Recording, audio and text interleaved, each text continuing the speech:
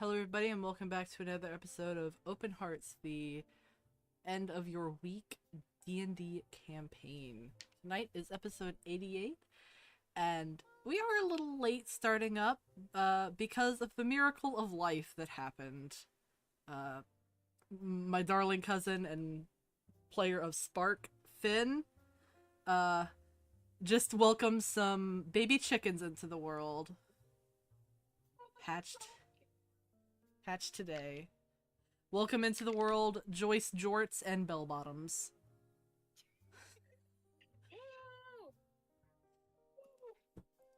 So, yep, BB and JJ.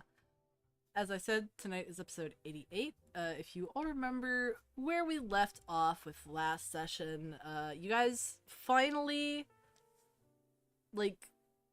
boarded Huanlan's ship, the ISS Twilight, where you were, able to receive your new fake identities for this mission that you guys are gonna have to assume.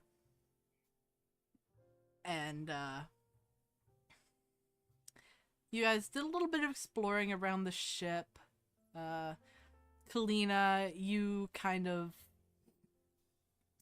delved into the deep pit of the internet to sort of look at tabloids and research some recent news.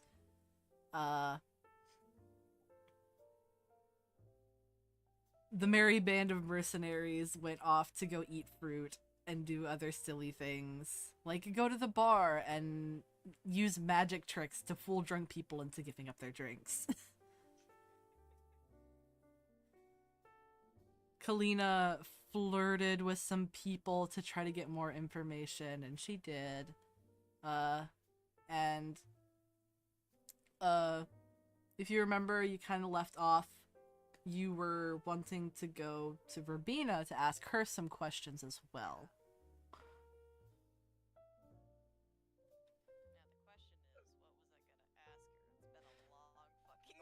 It's been a long fucking week. Basically, you were just gonna ask her about some of the things that you had researched. Clarify. Yeah, Lorien. You wanted to clarify some things about Lorien and the timeline surrounding that. And, if she knew what he was doing at the, nuclear facility, what he was stealing. Because it wasn't ever said what he was stealing. Just that he was, breaking in and stealing something from the facility. And in his escape, fell into an acid vat. More or less. No, you're good. Can't hear anything. It's totally fine. America. This is America. We'll catch us something now.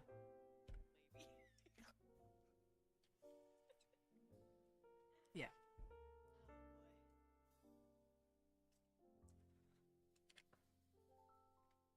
So, yeah. Does anybody still have anything they want to do right now? On the ship?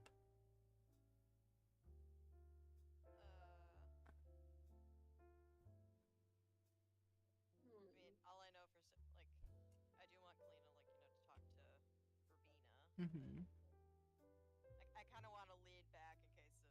Yeah. I know that I had briefly mentioned at some point knowledge of there being an area where exotic species of animals were being housed and transported that you could go look at if anybody wants to go look at them.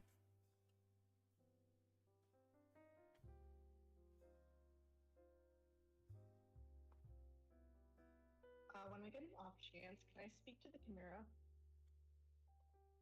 Yes, you may if you are able to sort of sneak off on your own. Or Sure, if I actually want to speak off on my own. do you want to bring Colbart and Freya? Yeah, I might. Yeah. I feel like out of all the group, they're probably gonna be able to take it the best.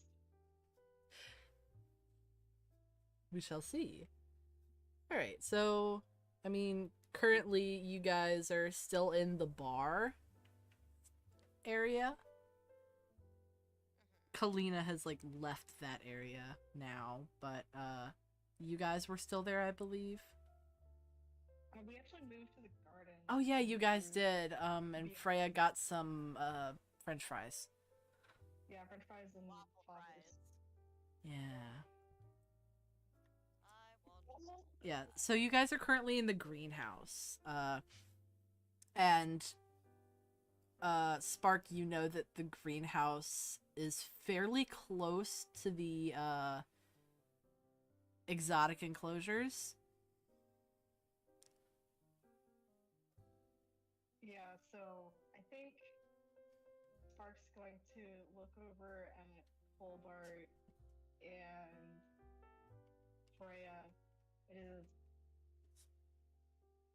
gonna just kind of quietly say, hey, there's something that I think you guys should see. Sure.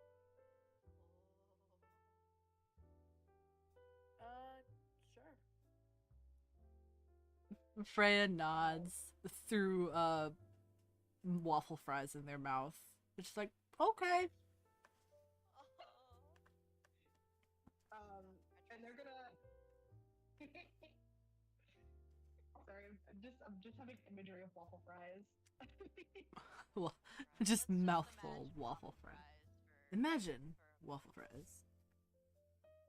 So they kind of just like tentatively leave the greenhouse and like motion them all to follow them. Yeah. And as they're like walking towards the exotic closure, they're like, promise and not freak out.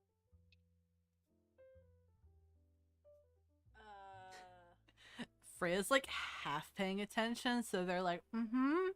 And as they're like looking at the different like holding enclosures for the different animals and things, they are very distracted. So they're not really processing what you've just said. Relatable. What is Colbert say? All right. Okay. Yeah. Okay.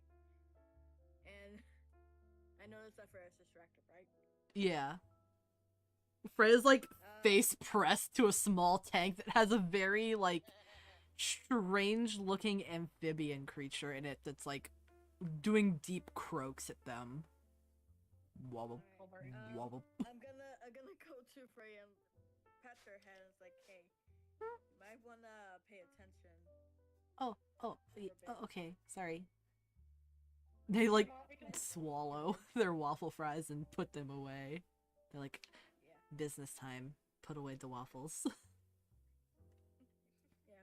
Finn asked us. Spark asked us to not freak out. So I think it's something serious. So. Oh, okay. And they actually pulled up both of their hands and they're like, can you both pinky promise you won't freak out? It'll make it'll not be good if you freak out. Not be good. Try my damn hardest. That's for sure. Freya like does their little pinky and is like, I'm gonna try my bestest. So cute. I might freak out on the inside, but I'm gonna try not to freak out on the outside.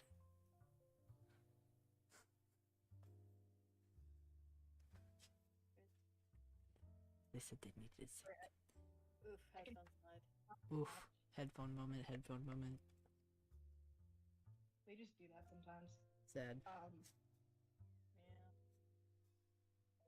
So yeah, do you guys take the pinky? Do you guys solemnly swear that you guys are not gonna freak out externally? Yes.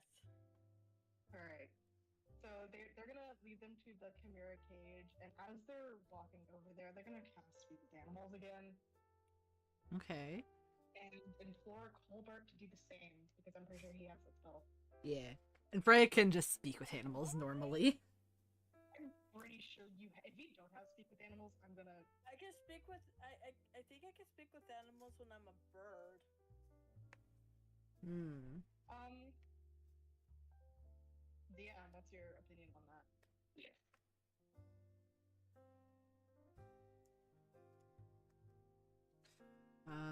Logically, I could like if I can speak with like Logically, it would extend to your yeah. human form.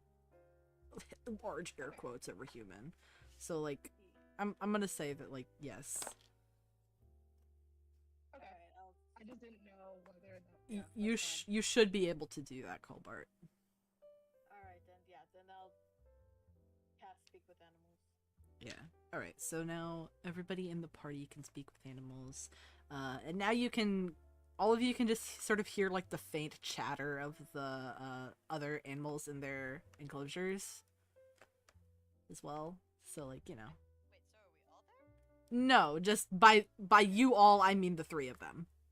Okay, sorry. Yeah, yeah, yeah. It's been a long day, man. You're Relatable. good. You're good. Anyway. So yeah, Spark's gonna lead them to the enclosure, and then Yeah. they're gonna. I think they're actually gonna give Juan a quick message and say, "Hey, I'm gonna talk to the Chimera real quick. Just letting you know, I think everything will be fine." But thumbs up emoji. Juan. Yeah.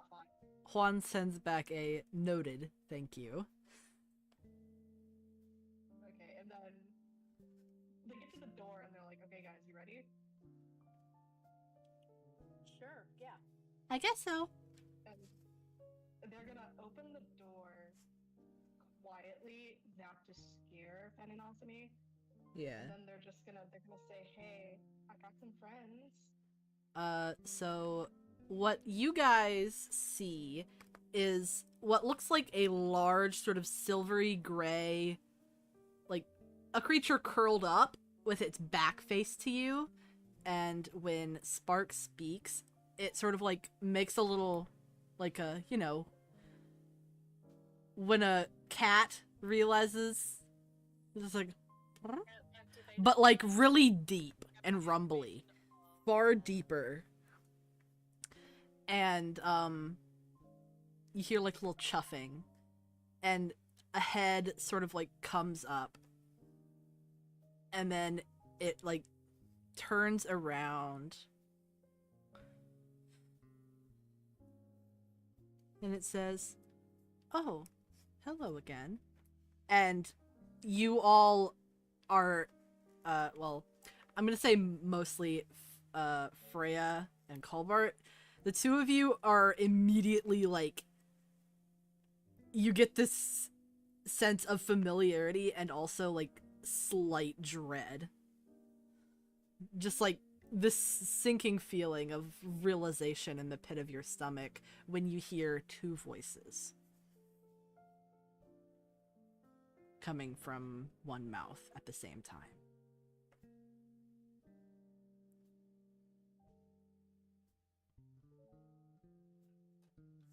Kobar is gonna take a deep breath.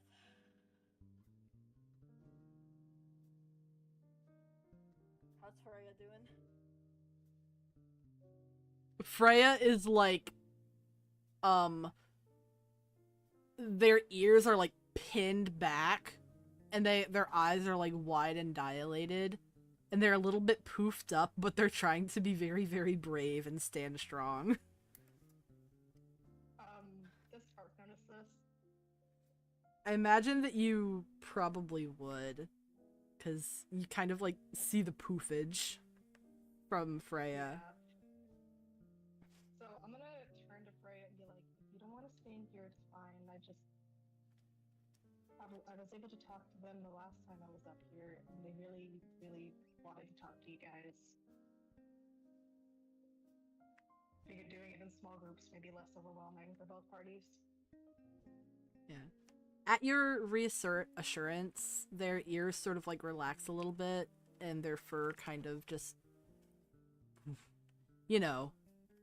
less poofage. But you can tell that they're still a little wary. Like, their assumption is that the Chimera is no longer Fen and Asumi, but is like a whole new entity that is hostile. That was like their understanding of the situation. But you saying otherwise, like, puts them at ease a little bit. I'm gonna hold Freya's hand, half for them and half for myself. Yeah. Relatable. Yeah. So Holy shit! I'm going to tentatively approach the Chimera. Same deal as I expected last time. Yeah. Offer food. Be calm. Yeah. The Chimera, like, basically, you know how, like, dogs will sort of circle when they're getting ready to lie down? It very slowly gets up and circles a little bit before sitting, like, laying down again to face you guys. And it it puts its head on its front paws. And just sort of, like, looks up at you guys with 6 large blue eyes.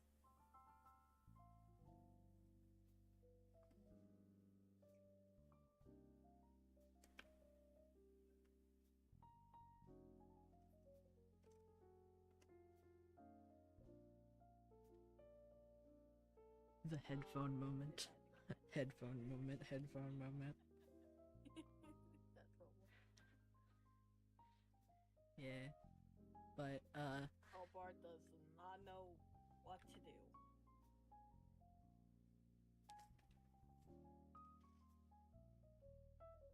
do. Colbert, you do notice that, like, the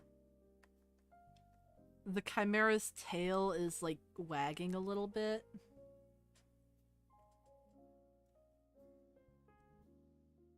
They wag their tail. Alright.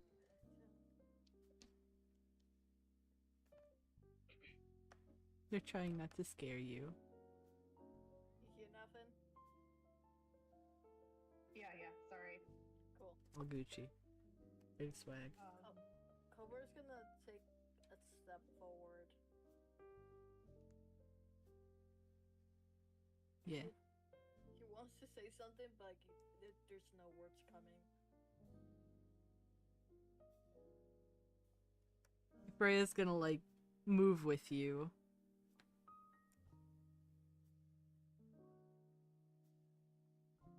Spark's just cold chilling with the Chimera. They're like sitting next to them and offering pets. Yeah. Just the big head. The big, large Yeah. head.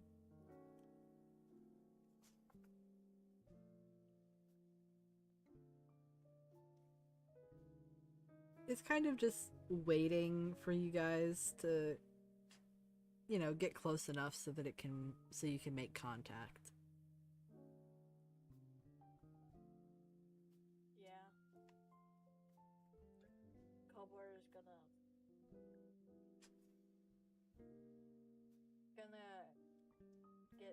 get as close as to where Spark is at and kneel down. Yeah.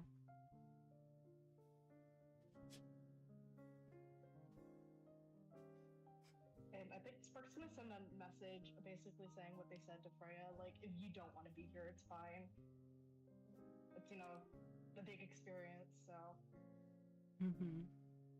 Just figured I didn't want to, like, sit on it and lie. Yeah.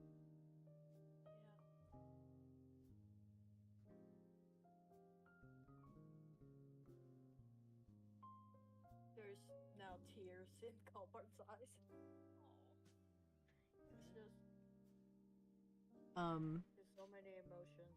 The Chimera notices your tears and, like, whines a little bit, and then, like, very slowly raises its head up and licks your face with its very large tongue. It just kind of like plaps against your cheek, just like bleh, bleh, lick away your tears.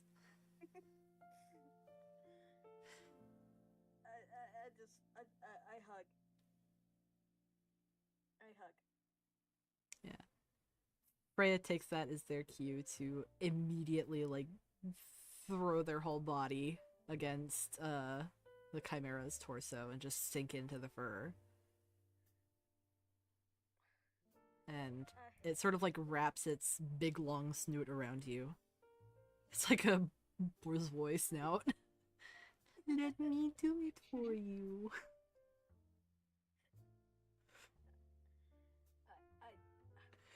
I have so many questions. What the? What? How? Why? Have you been here this entire time when you teleport out? Yes, I have. The Chimera says. The teleporting, I'm not in control of it. Oh. I show up places, and I'm confused. But whenever I show up, I can always smell you guys, so I try to follow. But I guess you didn't know, and you were scared, so you ran away.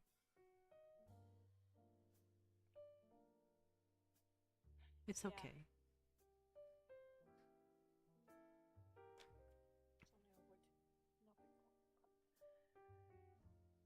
Yeah, we were really scared. We didn't know anything of what happened. I wish I knew more.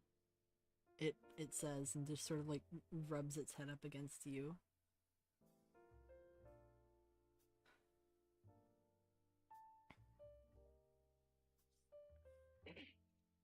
Spark just kind of like looks at Colbert and goes, "So you know how my magic is extremely tied to emotion?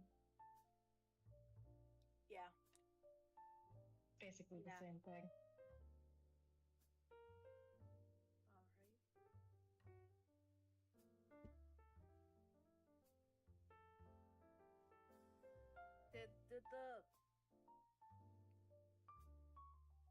Did your friend do this, or did the father of your friend did this?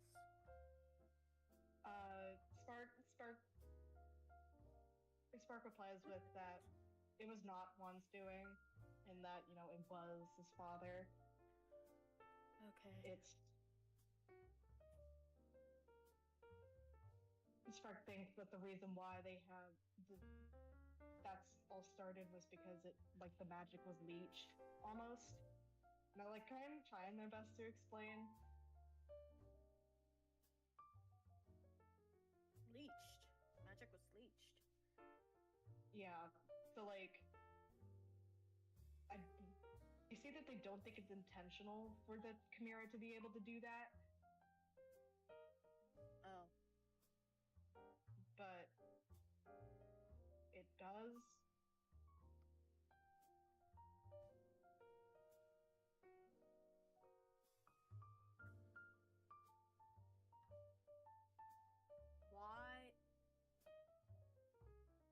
Why did your friend's father do it?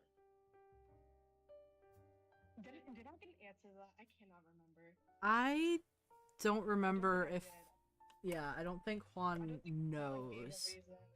Yeah, or he doesn't know. Yeah, I figured that It's unlikely that Alistair would ever admit to it or give his reasoning. I mean, honestly, my entire speculation is that it's an accident. An accident. Some really weird, nefarious plan that I don't understand, but either way, Juan doesn't know and I don't know.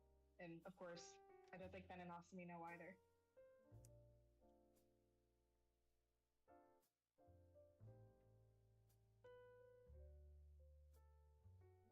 If I ever see him, I'm gonna kick his ass. Don't worry, I'm also on that shit. Yeah. You hear a very muffled "me too" from Freya, like buried in the fur. Can I tell Freya that I'm gonna let her get the last hit? Yay! But they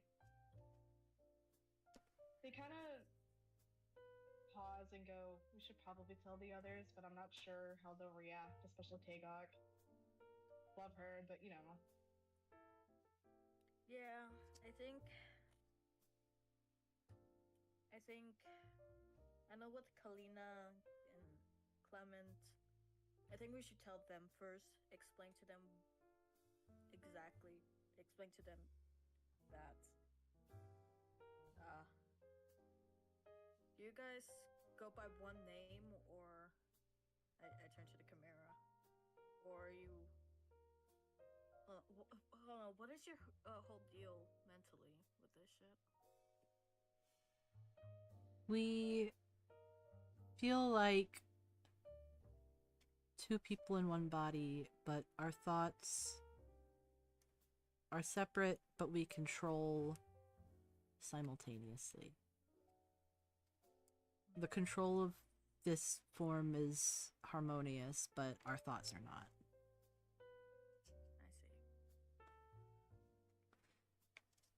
I see. It helps that we were pretty in sync separately before.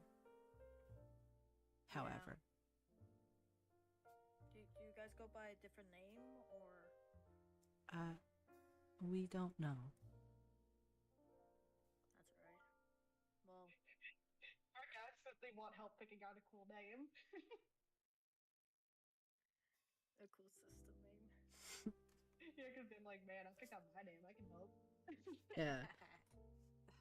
Help the Chimera pick out a name, so that you have something to call them by instead of just Fen and Asumi. Yeah, I have a. God. I'm sorry. I have a friend, a friend with DID, and those guys go by myself as Mycelium Colony. So maybe we could play around with something like that. Mushy's so great. We love them. Yes. I had asked, and they did accept me offering a nickname of me calling them Mushy. That is so cute. So cute. Yeah. So cute. They're the ones who made our profile pictures. Nice. So what would be a good name that kind of encompasses either a like a pair, or like, because Asumi is like a wolf and my immediate thought is a pack.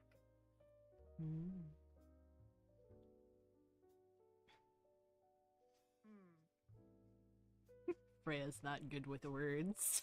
They are not giving any input.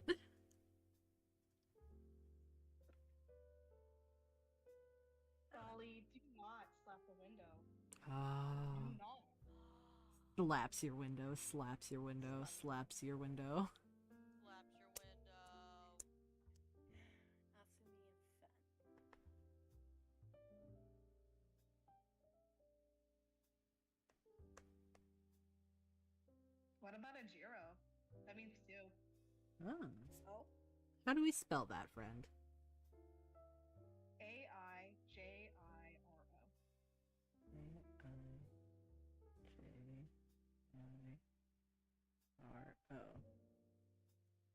Ajiro. I still think Fossamy is a cool name, by the way. Yeah. Fossamy is a cool name. Either Ajiro or Fossamy.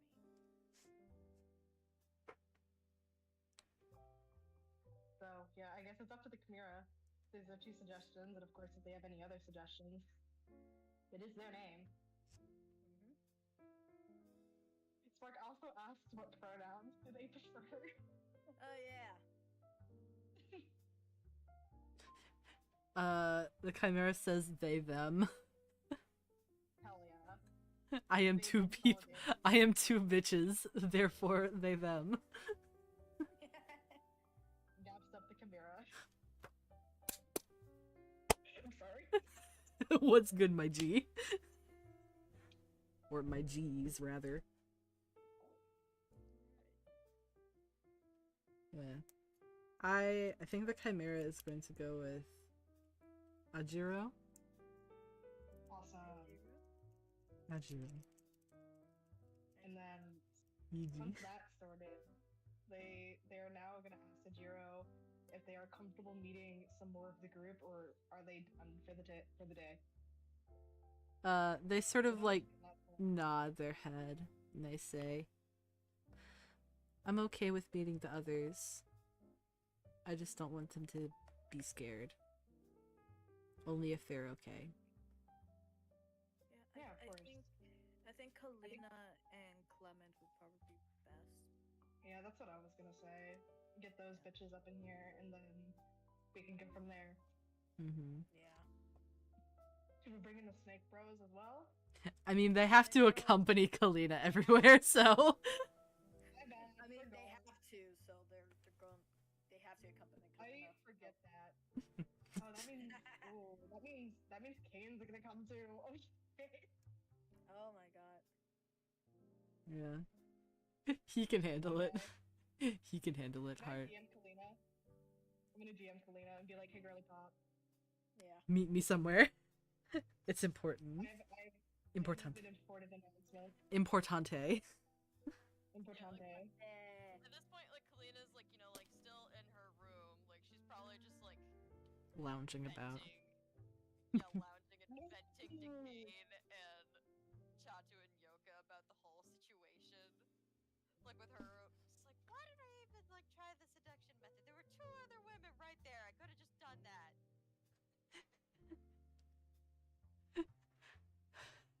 Kate's like, I don't know. She's just like, it's mostly venting to Kane. No Kane interaction. I'm gonna bring a message, Clement. Clement is currently with Tagok, actually. Teaching her about nobility etiquette. I'm just gonna...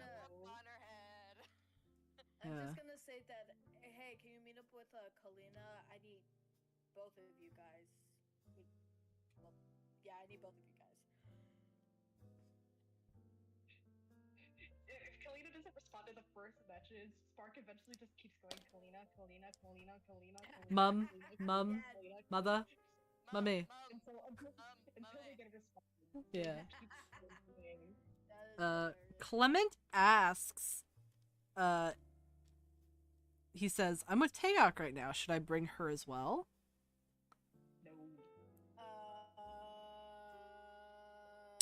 I'm gonna take that as a no. Please don't I can just take hear the brain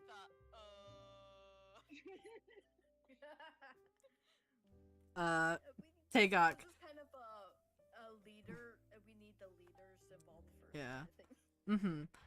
So Tagok, you and Clement were kind of taking a break, and he gets up and he's like, Tagok, I've just gotten a message from Kalina. She needs me for something real quick. I'll be back, alright? Okay. And she kind of like straightens up a little bit, and very half-heartedly she's like, you have orders to go. Very good. Very good. He does the okay sign and is like, very good. She's trying, but also, fuck this. Very good, madam. very good, madam. Yeah. So Kalina, you get the message, yes? Yes, I do. Like, she's in the middle of, like, you know, talking to Kane and Chatu and Yoka, and then all of a sudden she just, like, stops, and then she hears, like, Kalina. It's important. Looks, scrolls back through the messages. Yeah, she says, like, out loud, like, in addition to, like, you know, like, a brain message, just, yes! It's important. Get your ass over at the zoo, entrance of the zoo area right now, or I'll cry. Alright, just a moment, Spark. Goodness. It's important. Wait, hold on.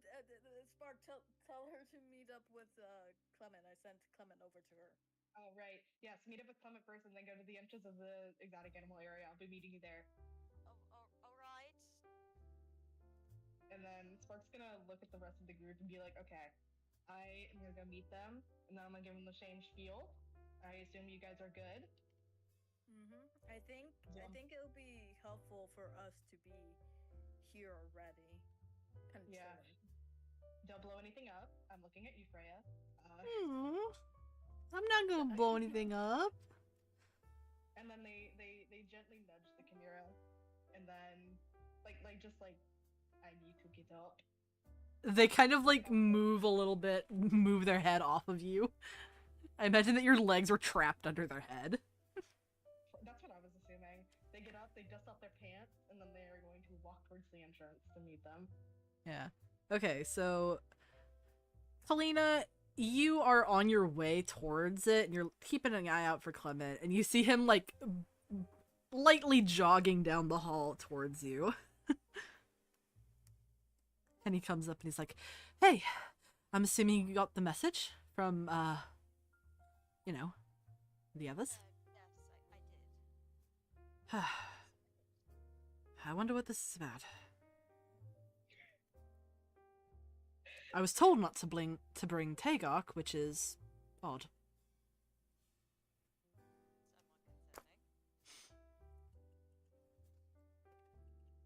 And then Clement, like, sort of scoffs and rolls his eye, and he's like, "Well, maybe Spark thought they should get the level-headed individuals in on it first." And then nudges you. Entirely the reason. Yeah, it is. And Clement is, like, just joking right now. Colbert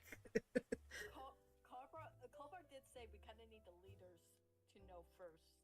Yeah. I don't know if he said that to Clement, but he did say it out loud. Yeah, but eventually, you guys, B group, make it to the, like, entrance of the exotic animals enclosures where Spark said that they will meet you. And now you just have to wait for them, which probably shouldn't take too long. They're there, and they're kind of like simming the fuck out. Yeah. Spark there. It's Spark. When they see you guys, they're like, come here. Very important. Do they know animal speaking spell? I can speak through. True. Just We've got 3 translators. Colbart, Freya, and Spark. But yeah, so they're like, okay guys, this is really important, but you cannot freak out. Cannot freak out externally. Clement kind of raises an eyebrow.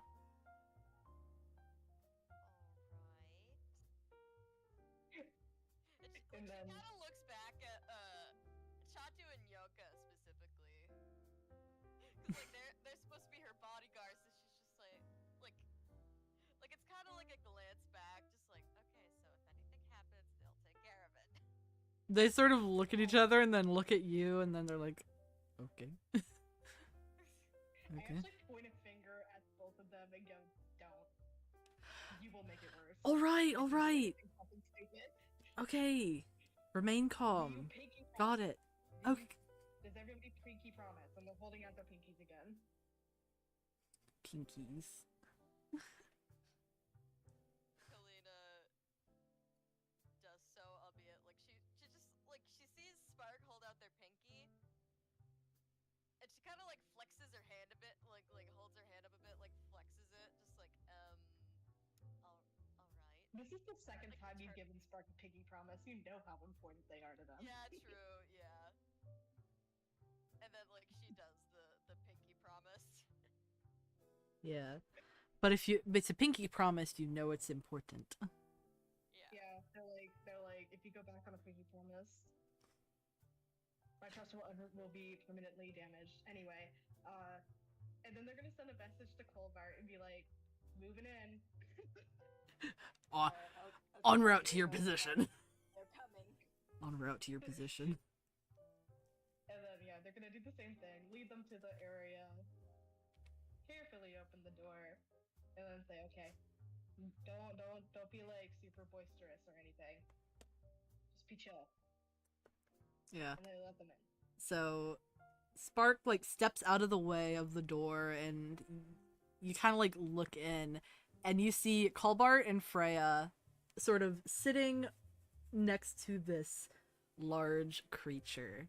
After like taking a moment to process the size and everything, you immediately like realize that yes, this is the Chimera, but it does not look as threatening as you remembered.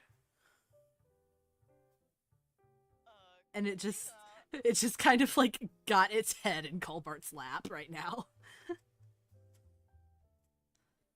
Spark makes a comment like, "Oh man, you already stole my spot, Colbart, you piece of shit." They go sit next to Chimera. Kalina, she is looking at all this, and she's just staring, and she just says, "What? But how? Why are they not attacked? What?"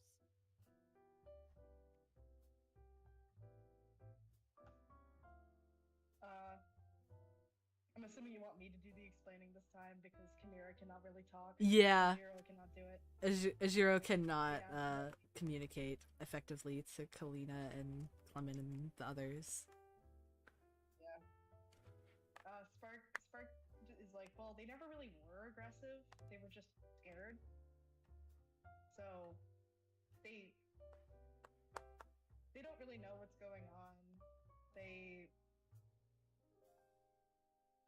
were made into this, and then Juan was able to like try to keep them contained, but whenever they would get really upset or think about you guys, they would teleport close enough where they could get your scent and then try to follow you, but because we didn't understand the situation, we would run away. Kalina, she doesn't say anything. She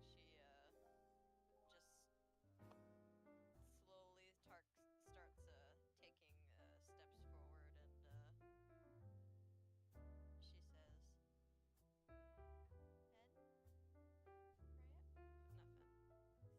Freya? Right, yeah. Sorry. You had the Fen correct, but Fen and Asumi. You got this.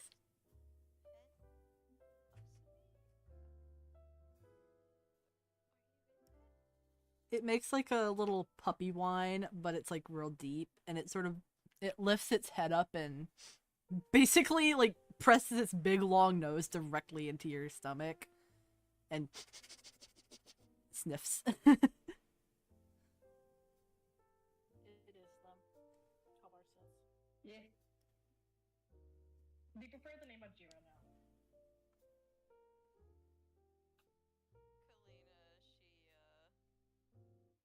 Kalina, like for a minute she's silent, and then you just see tears start to fall, and she just almost collapses to her knees and just wraps her arms around their head as best as she can. And she's just crying. Yeah. Ajiro, like, licks your face and nuzzles you and everything.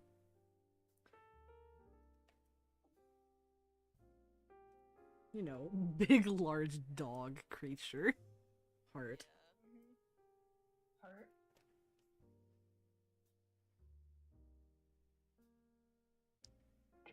And, before you ask, no, it wasn't Juan who did it. Yes, it was the father. No, we don't know why. And yes, it's a similar magic to mine. There we go. I think that's all the questions. Looking over at Colbart. They're doing okay for the most part. That's the other question. yeah. They're okay. And I will also try to explain kind of like the situation mentally of one body, two people kind of thing to get better understanding of the ship. And the new name! Ajiro! We literally just came up with it, and it's cool. Yeah. The Snake Twins have kind of like are laying down with Ajiro and petting them. Ajiro is like soaking in all the affection. Pretty much all the people they remember are there. Yeah. Except for Tagok. And Sarzov, but And Sarzov. we're getting there. We just wanted to make sure everybody was chill. Yeah. So then we can make sure Tagok is chill, because Spark doesn't want to know how to handle that. Yeah. If more people are calm, they will be able to help Tagok be calm. They'll be able to help ground her.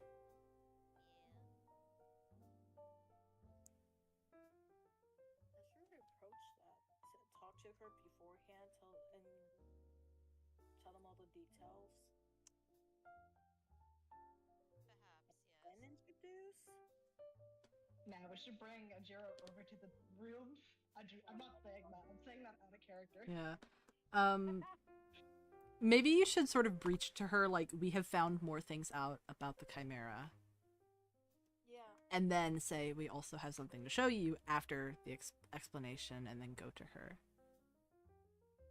I should also take my meds. Yeah. Yeah, Meds. that might be the best course of action. Meds time for the meds takers of this hour.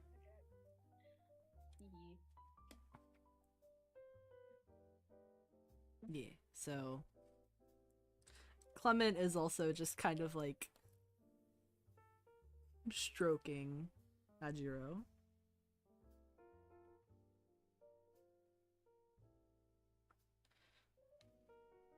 It's just a big large dog.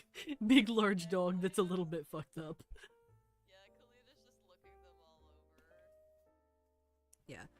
over. Yeah. You do notice that they seem to be a little less gory than when you first encountered them. Almost as if their initial transformation was like very wounding on their body, and now they have had time to heal. Yeah. Yeah. So like ribs are not sticking out or anything. They're just like a fully formed little guy Yeah. with gray fur.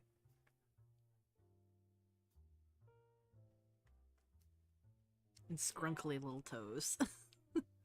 They have like scrunkly little clawed toes.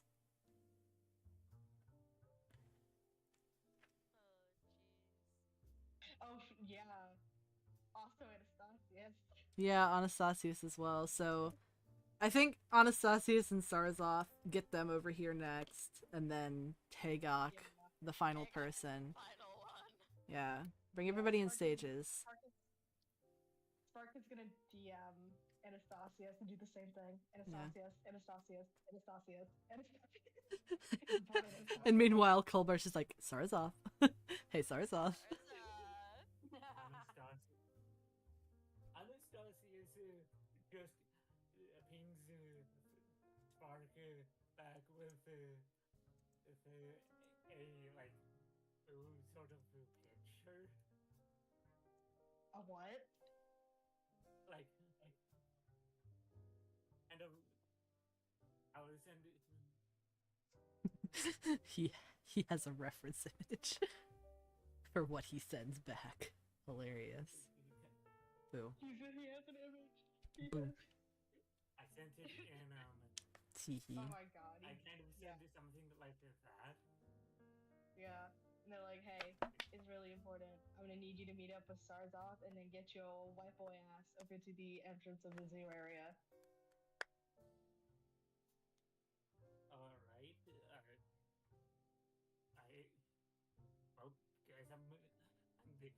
like somehow through some BS magical shenanigans, there Anastasius just slammed a like metal door, and he says, "I'm on my way."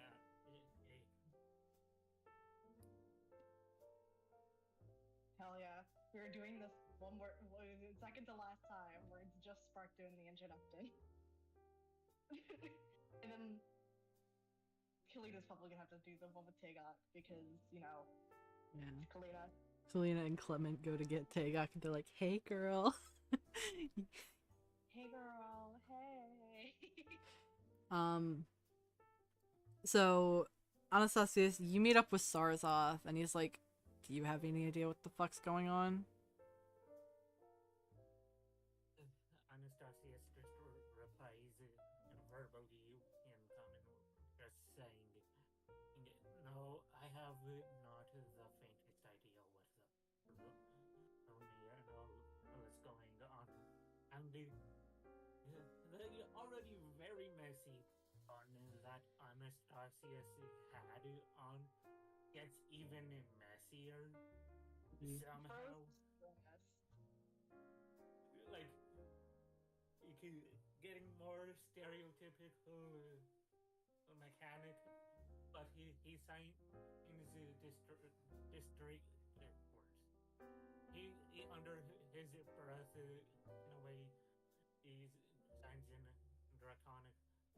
I hope for Spark's sake that this is actually necessary, because I was so in the zone of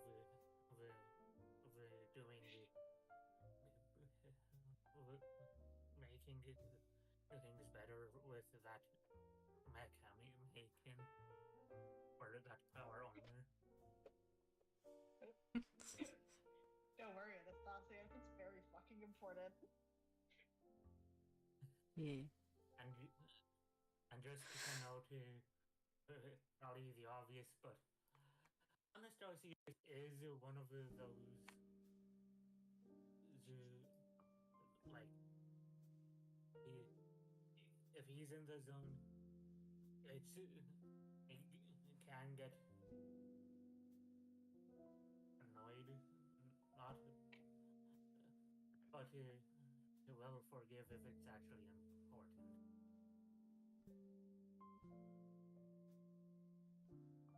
But yeah, Spark's waiting for you guys, and they're like, a little anxious about it. Yeah. You guys make it to the point where Spark said to meet up, and they're there waiting for you.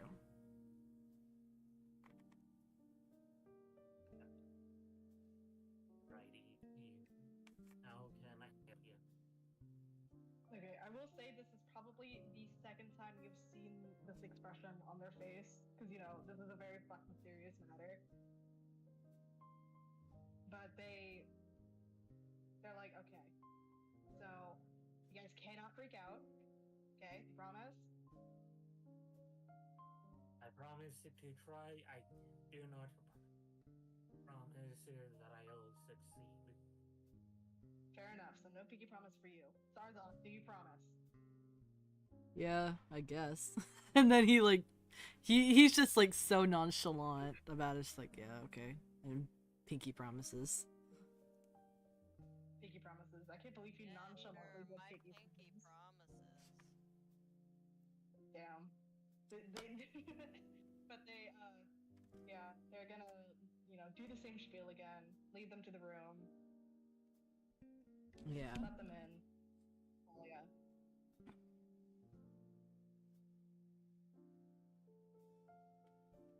What you gonna do, Anastasia? So you see literally everybody except you guys and Tagok.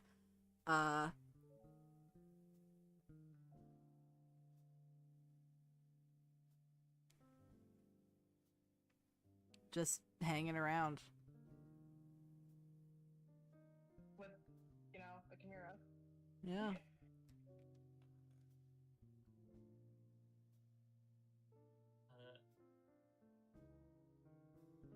I'm assuming Anastasius he's Jiro. Yeah? Yeah. Jiro, yeah. You guys saw it, yeah. He ain't hiding. Anastasius, like, he's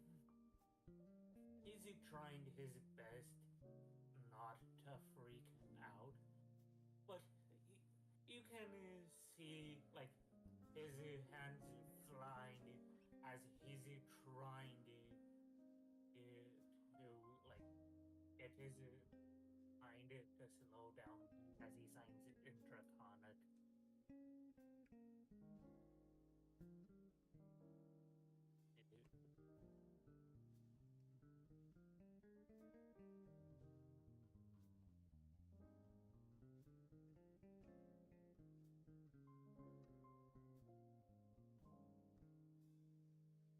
Sarzov is going to like slowly approach, seeing that everybody else is like gathered around.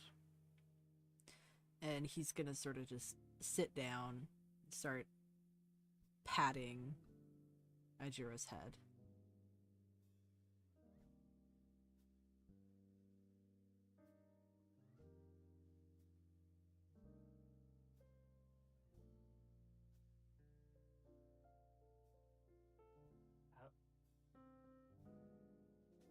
After a moment of calming his nerves, Anastasius starts to walk over.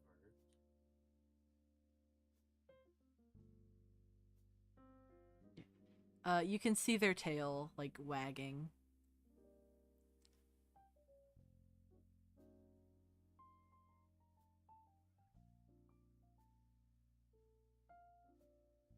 Anastasius just verbally and common asks, "Is it okay if I pet you?" They raise their head up and they just sort of like bonk you with their nose. Aww. Their nose is very long.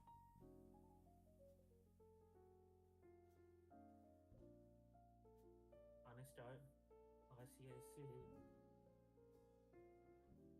suggest he pets to them. Oh, the pepping, the petting. Yeah.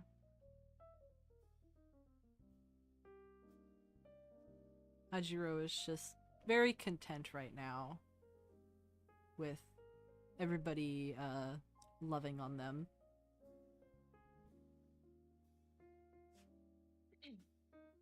Then, Spark, once again, relays the information about what they know.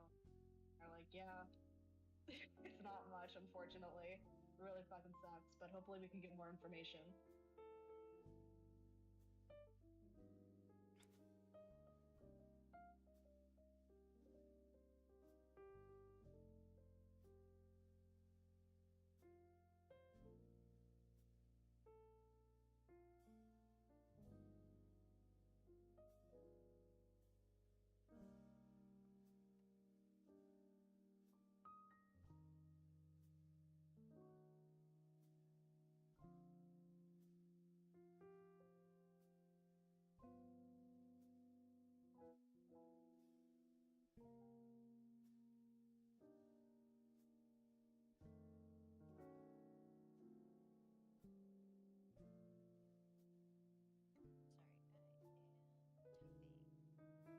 Yeah, you're okay. No, we're all just typing, man. We're all just typing, Jade. Yeah.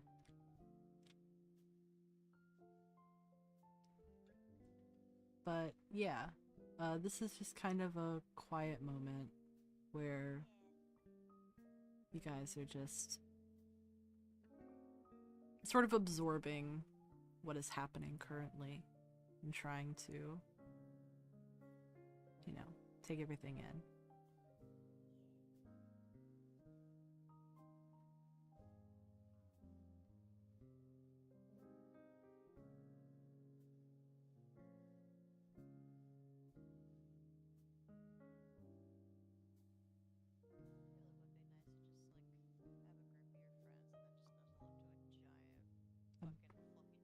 A big dog.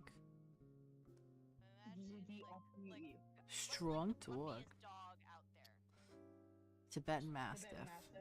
Just imagine a giant Same Tibetan dog. Mastiff, and you're all just surrounding it, and it's like big enough to where you could all like lean up against it and just absorb yourself into the mass of fur and fluff.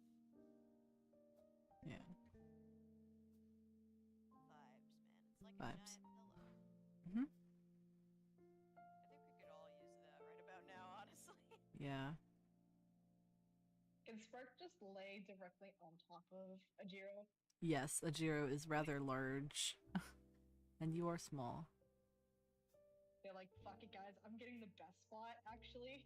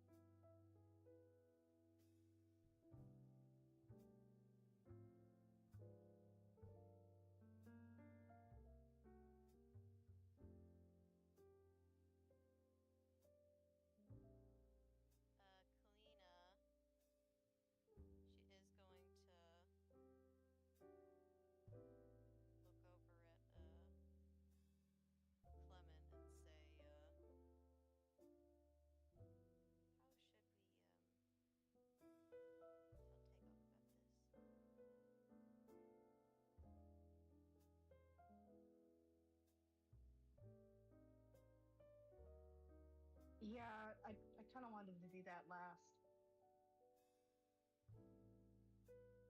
Because, you know, she's really cool, but, you know. Yeah. And they make, like, explosion noise.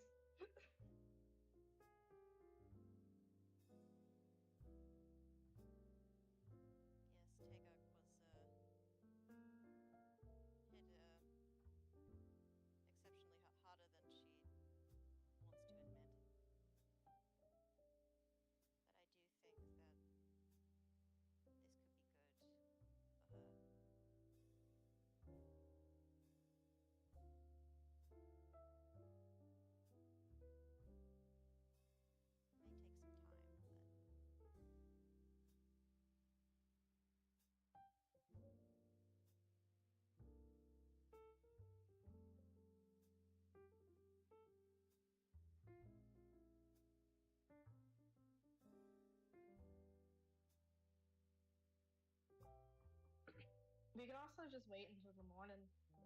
That's easier. That is true. I doubt that. Sorry, don't mind me scrolling up back for the name. Don't mind Ajiro. me. Ajiro. Okay. Because I had forgotten to write it down earlier, and y'all know I suck with names. Yeah, write it down, write it down. A-I-J-I-R-O.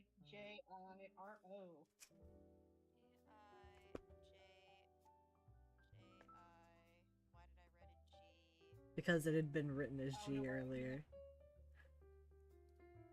I do that all the time, don't worry about it. J-I-R-O?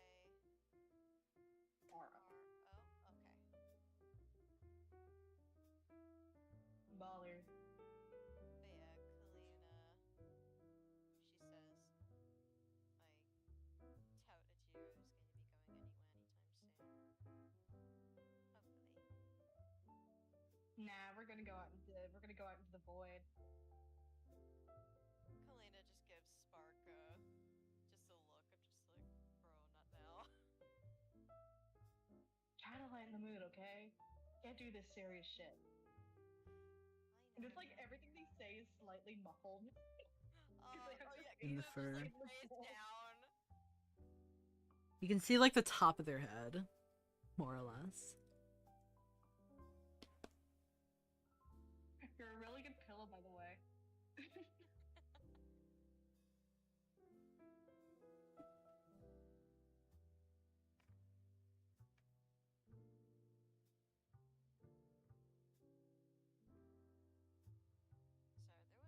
Sorry, there was another bout of fireworks outside, and I don't know if they picked up on the mic. It did not.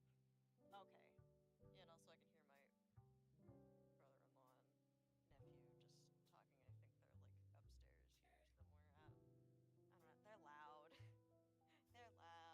worries. Again, I apologize if any background noise picks up. I don't want y'all hearing like voices from beyond and being like, God? Jesus, is that you? Jesus? Oh dear.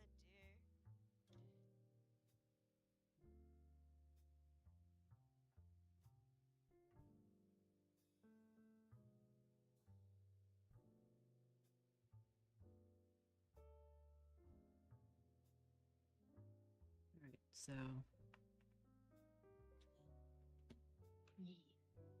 Are you- Get take off, bitches. are you guys going to just wait until the morning to get her, bright and early, new day, or are you going to do it this evening? Because right now it is like rather late in the evening. I'm gonna ask Kajiro what they want. Because, you know, it's been stressful for them too. Mm-hmm. The uppy. The uppy. You ask Ajiro and they say that they are a little tired. And they say Tagok might be tired too.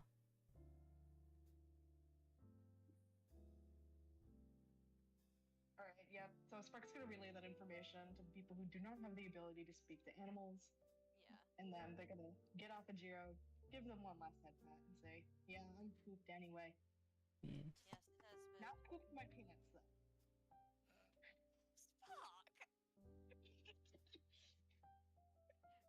But Kalina does not. It has been quite a long day, honestly. I'm mostly just worn out from that whole interaction at the bar. And she just kind of. Yeah, there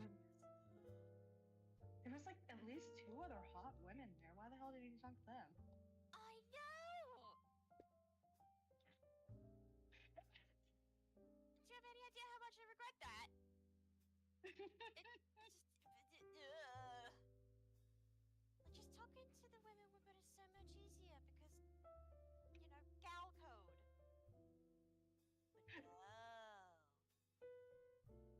I just had to try and decide to be a temptress or whatever they call. I think it's 4.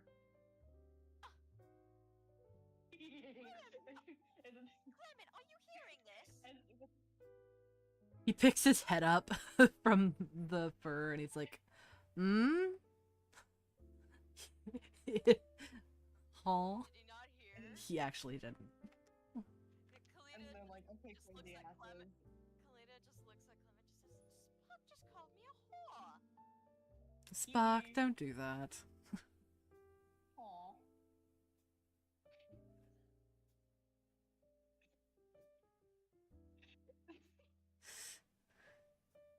I'm sorry. Jade's over here being funny as hell. Cat, can you believe that one of the attachments called me straight? Damn. Watch out, buddy. You're sounding straight. Jade, oh my Oh, gosh. Nice one, Jade. Zinger. I think I need to mute myself for a minute. She's gonna laugh too hard about it. Is she gonna poop herself because she laughed too hard? I'm not gonna shit myself, fuck you. Wait, I'm just gonna mute myself for a minute, probably get some water, and try to get these giggles out. I just don't want to be like... Like, you guys continue, I just need to giggle for a bit. Yeah. Okay, so, Yeah. you know, everybody sort of disperses back to their rooms and everything. It's late. Everybody's going to sleep. I think Spark's gonna let Juan know that it went well. Yeah. Juan says that that's good. The uppy was uppying. Smiley face. The uppy. Yeah. After you guys leave, you know, Ajiro gets their dinner. They dinner. slurp, slurp, slurp, slurp, slurp. They have a huge fucking bowl of water, and it just gets everywhere because they have such a big face. Dog Would that be more like a kiddie pool? Yeah, like a fucking Or like a baby like pool. a giant, like one of those inflatable pools. Yeah. Like the big Spark is child size. Can they get in? I think they would get kicked off the ship if they did that. It's just like, stop that. Get some help. like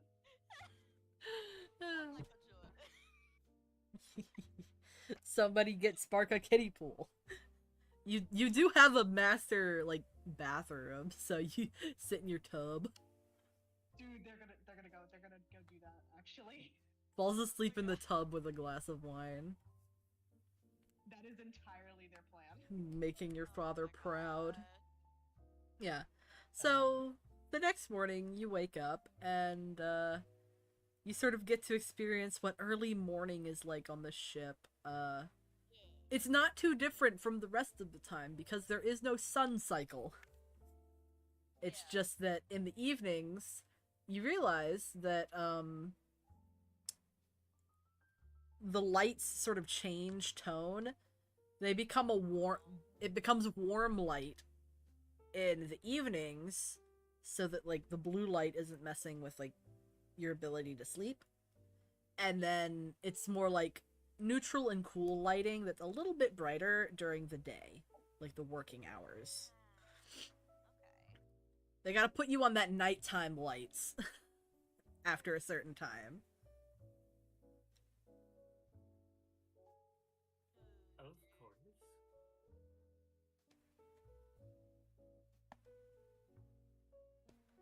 Yeah, so, you know, everybody sort of eventually heads to the cafeteria. And the cafeteria is rather big, pretty fancy. Like, there's the synthesizers which make the food, and then there is that the richer people like. They have their more fresh prepared food that isn't synthesized, because they're too good for that. So, yeah. So, if your ID card has a special thing on it, you can have the fresh food. And luckily, Juan has made sure that all of you can get it. Yay! That was nice of him. Yeah. Can I get 500 cigarettes? 500 cigarettes! You do that, and a little white mask pops up, and then it says in a text box, "No," frowny face. It's like Juan's mask. He's disappointed. No. Kalina, get over here. And Kalina is like, what is it? Oh wait, if they do it again. 500 cigarettes. Juan's mask pops up. No, frowny face.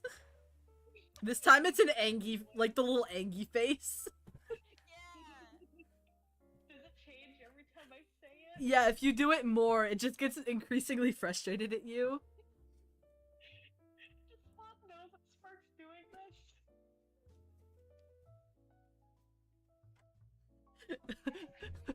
this? Juan does know.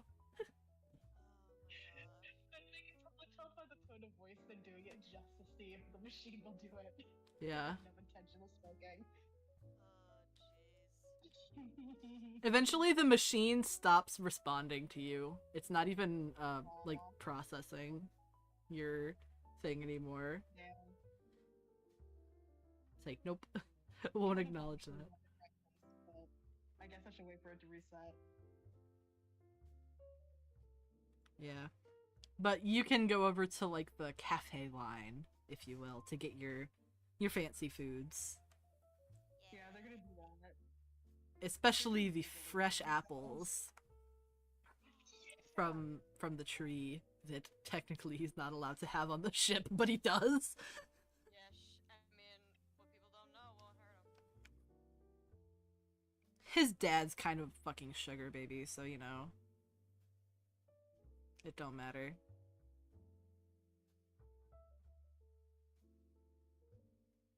But yeah, you all get your breakfast and sit down. Everybody is a little bit eepy because, you know, first night in a new area, you're not quite used to sleeping on a spaceship, so like the feeling is very different from sleeping planet side.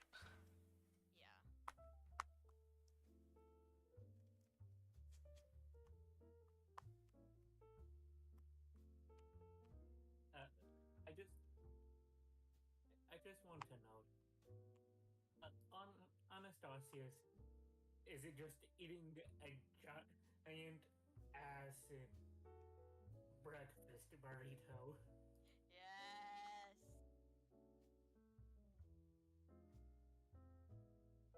With like no Big burrito. Versus, I bet you can't eat that in 3 bites. Anastasius just looks over and says, I into on lounging my jaw just to prove you wrong. I hope you know that. Um, I may not be the brightest bulb, but even still, I know not to do that. Besides, I actually want to like enjoy this breakfast burrito. Sark makes a comment about not having a bulb at all. Damn. Ooh. Ooh. Wait, not having a what at all? Not having a bulb at all. Are you sure that it's just a dim one instead of not having one at all? Damn.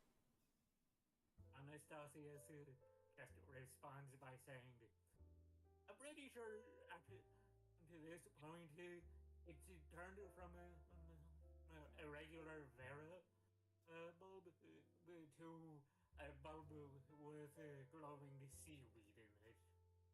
Not sure. But Relatable, actually.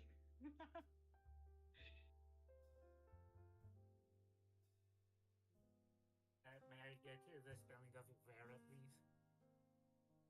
V-E-R-A. Yeah. It would actually help if I writing in a writable color that isn't quite. Damn. Yeah. That would be smart, King. Invisible ink. Especially invisible pages.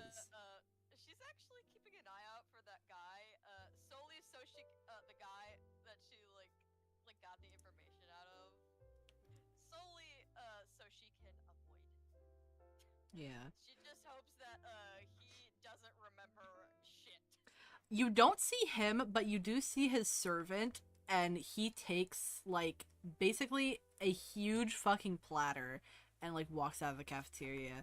It seems that the guy doesn't even want to be in the like cafeteria, so he's having his servant bring his breakfast to his room. Dang. Oh, wow. Incel. Sorry. Or maybe hungover. Kalita, she sees this and she just lets out like a sigh of relief. And just kind of mutters to herself, just like, Nyoka and Chatu and Kane like nearby her. Yeah, they are always nearby her. You don't have to ask, like, girl. Kind of like leans over to Kane and just says, "Good, that guy isn't here today. Don't have to deal with him." Lovely. Kane says.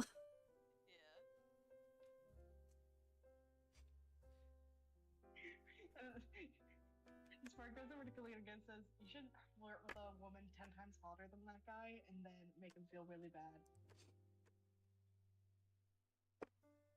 Kalita just blinks. It just says like,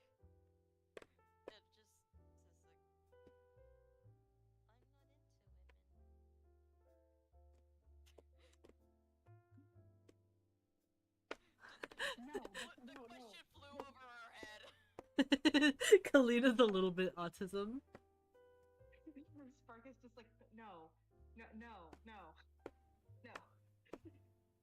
know what? Never mind. Goldbart.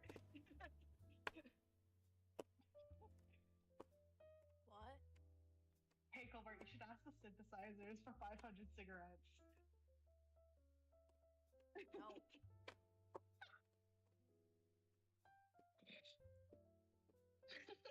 I want you to know, Colbart, that if you were to ask the synthesizer for 500 cigarettes, Juan's mask would pop up with the text box. Did Spark put you up to this? Did Spark put you up to this?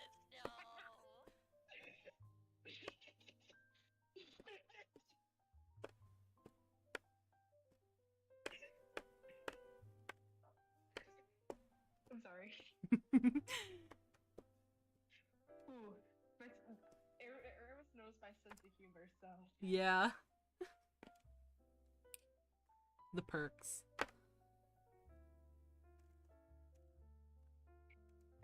Okay, so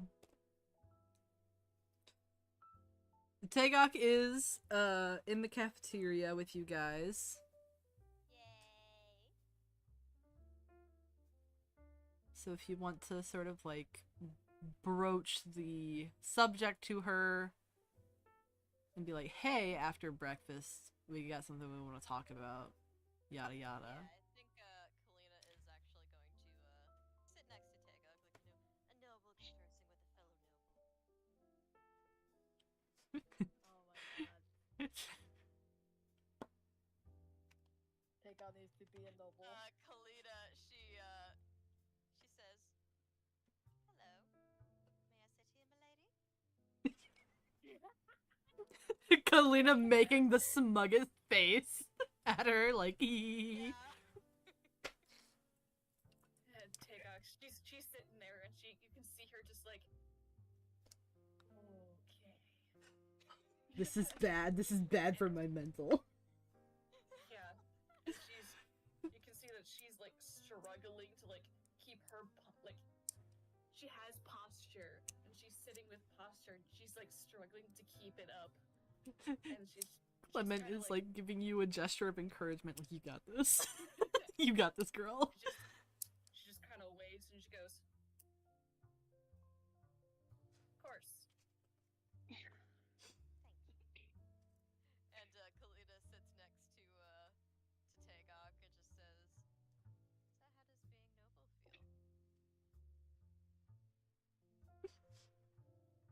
Don't know how you do it. Yes, it takes quite an amount of work, but I suppose it was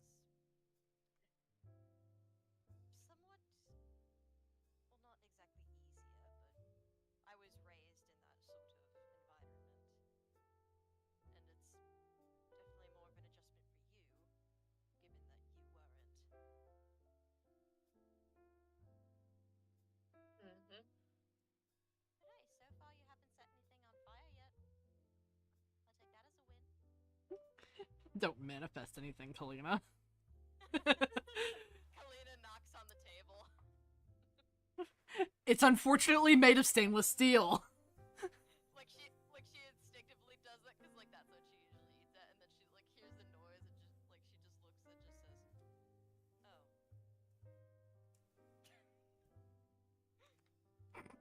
"Oh."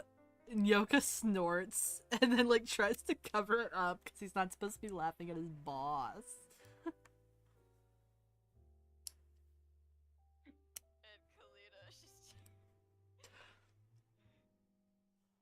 kind of sends like more like a playful glance towards Nyoka, and she says, well, there's got to be wood somewhere on the ship." Yeah, probably in that guy's pants. Referring to the guy that Kalina flirted with. Chatu like lightly smacks your shoulder and he's grinning. He's like, come on now. Yeah, Kalina just rolls her eyes.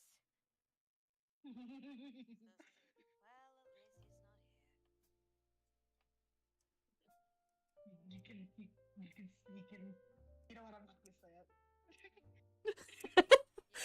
Because Chad just fucking looked at them.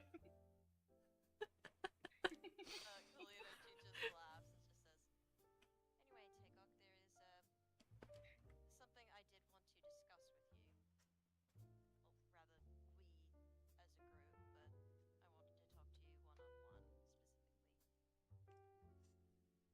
she kind of huffs and eats her food, you know, trying to be very proper about it. And she's like, "So you've already gotten to work?" Yes, sort of. But this is sorry, this is out of character, but how did we say that we were gonna tell Tagok? Saying that you found out some more information about the Chimera. Okay. And then you basically give the explanation first, and then we want to show you something as well. Yes. Tagok, not Tagok, sorry. The Scruggle. Long day, folks. The Scruggle is real. Think that the day after the 4th of July, people wouldn't come to a cake shop to get stuff because they're hungover and tired. Nope. Some people wait until the weekend to celebrate, so. Yep, that was today. Anyway, Condolences. aside from my suffering, let's get back to Kalina, Miss Pretty Posh Voice. I'm gonna need you to quote that. Somebody put that in the quote book real quick. Yep. Let's get back to On it. her pretty posh voice. Yeah, We gotta- besides my suffering, let's get back to Kalina's pretty posh voice. Yeah, so. Good, Kalina, sorry. But, yeah, Kalina continues. We, actually found out more information regarding the Chimera. Tagok freezes. It's not bad. It's not bad. And she kind of like looks, just like moves her eyes and just like looks around the room. No one, I'm guessing, is looking at her. She just kind of like shakily tries to continue normally. And she's like,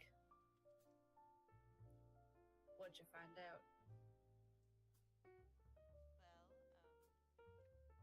Well, fuck. You forgot, didn't you?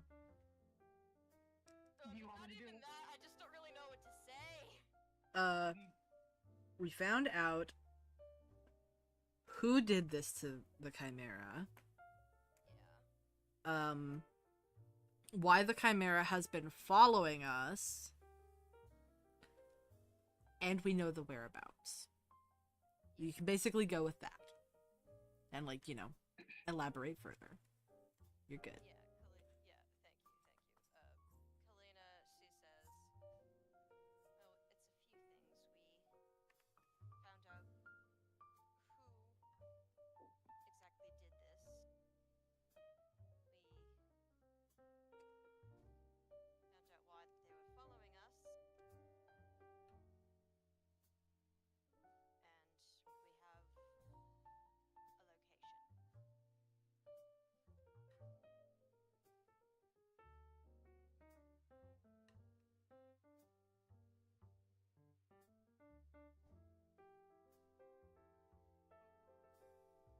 we have a location. Sorry. Yeah, sorry. I'm trying to think of something to say. It's okay, it's okay. If Tagok doesn't have to say all too much if you don't want her to. It's alright. She could just be like, okay, continue, what the fuck? You can see that she kind of like stabs her food a little more aggressively, and Mentally, Kalina's just like, there's the take. Stab the fuck out of those hash browns, girl. Love you. I think Kalina might actually, like, she just kind of mutters that to herself. Spark starts.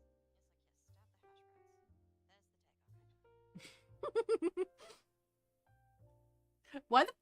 Okay, for me it looks like Ben is just frozen in his doorway. It does. yeah. Oh no. Ben, buddy, are I you see just? it. Okay, There we go. it fixed There we go. itself. Yeah. He looked like a fucking creepy Showing your head, pasta. so you were just standing in the hallway with your plate, Yeah. just like, hello. And then it cuts What to is you so sitting at your feminine in the desk. doorway? Yeah. Yeah. Yeah. I grab a food. They are stabbing hash browns. Tigok stabbing hash browns, and they're gonna breach the subject of the chimera to her. Yeah. So, getting to the so particulars.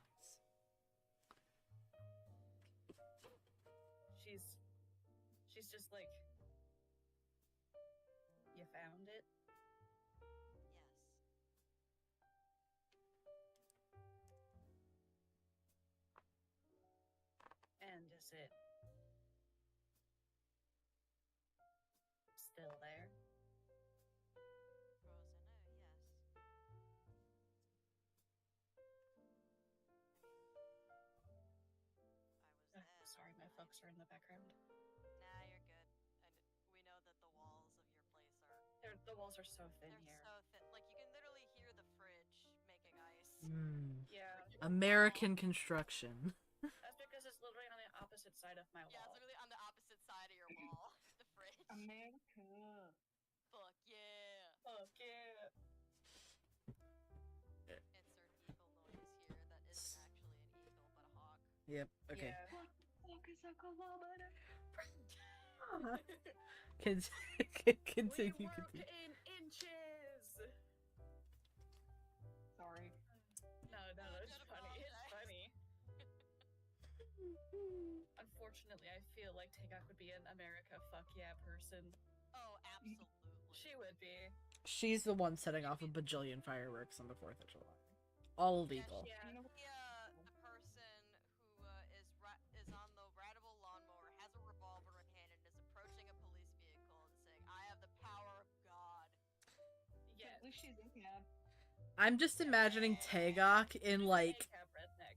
I'm just imagining Tagok in like a ball cap, a t-shirt with a stupid like middle-aged white man ass like joke on it that's not racist or Engineers anything. who can't do words. Yes, and like jorts and the fucking white New Balances and the like tube socks. Yes. Yeah. That's her. I love her so much. She's got a brewski and she's standing next to her brand new grill. Yes. Probably like a pride flag in the corner or something. Middle-aged white dad. Exactly. But anyway, she's just sitting there, and she's like, "Does everyone else know?" Yes. Hee hee. Everyone else in the group. She's like, "Good. Then we can all see it together." Kalina smiles and nods. Very well. You still have to tell her like all the little extra bitty details. Give her the deets, queen. Yeah.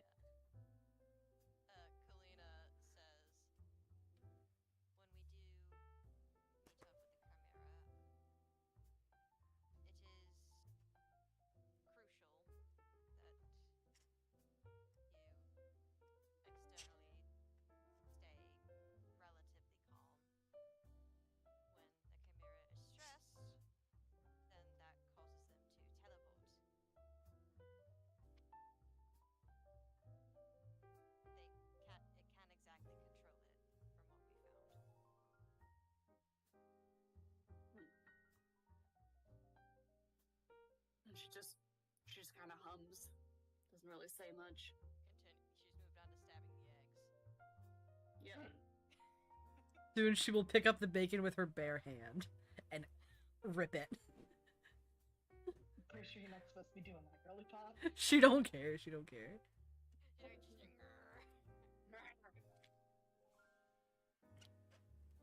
I doubt many people are gonna mess with a fire noble.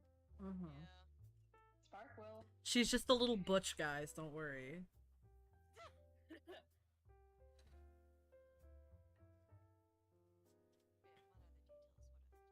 The guy who did it. Yeah, you.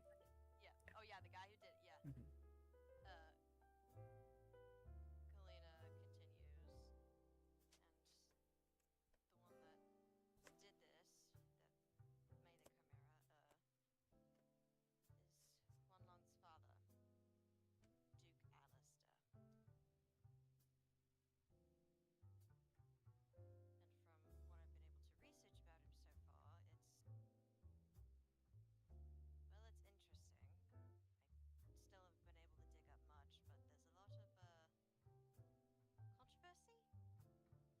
controversy and inconsistencies.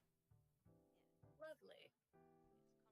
Controversy and very much inconsistent. Also, yes, every time I hear Yes. Alistair, but that's I yeah, swear to fucking God, I'm gonna grab you. I mean, hey, I mean, Dear until we man, actually dear man, see, like, dear man. what Duke Alistair looks like, I'm just imagining Alistair from Hazbin. You Dear know man, what dear Alistair man, looks dear man. like.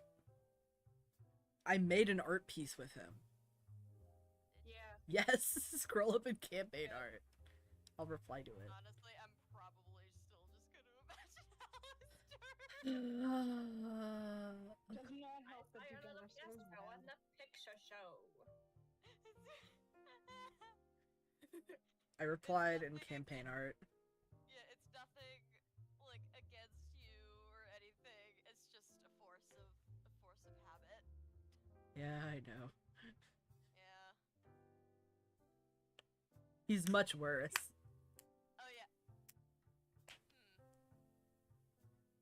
Yeah, I can believe that, but I'm also thinking just like, how do we compare those two bad motherfuckers? One, we got a cannibalistic serial killer.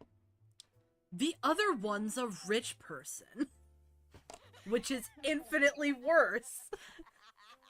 True. And A rich, Alistair doesn't have money. yeah, a rich aristocrat. Aristocracy. Oh, yes, but continue.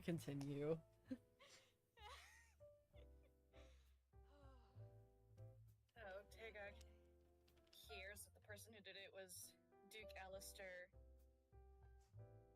She kind of grips her fork a lot. She's like, so we can add that on top of him being a rich piece of shit. Yes, Like she was probably like adding to the sipping crimes. Like she snorts a little bit. Can Spark go up to Tagok and be like, that's my Tagok. Yeah. Tagok is just like adding that to his list of crimes to kill him for. Yeah, and she's like, write that down. Write that down. Noted. I am going to recite to you your crimes as I hack your limbs off. Yay! Don't break his heart, break his bones. Yay! There's more of them. There's only one heart, but there's 206 bones. Woo! Yes. Break every single one at a time. Yeah. So you can also tell Tagok that you don't know the motives. You can tell her that the Chimera is non-hostile and they were just confused and scared and following the group's scent, but came across as very hostile unknowingly. You know, stuff like that. Christina, she says, as for the Duke's motives on making the Chimera, we don't know. But we do know that the Chimera is not hostile at all. Once they were created, they were just scared and confused and kept trying to track our scent because that was familiar. And it came off across as hostile when in fact it was fear and desperation.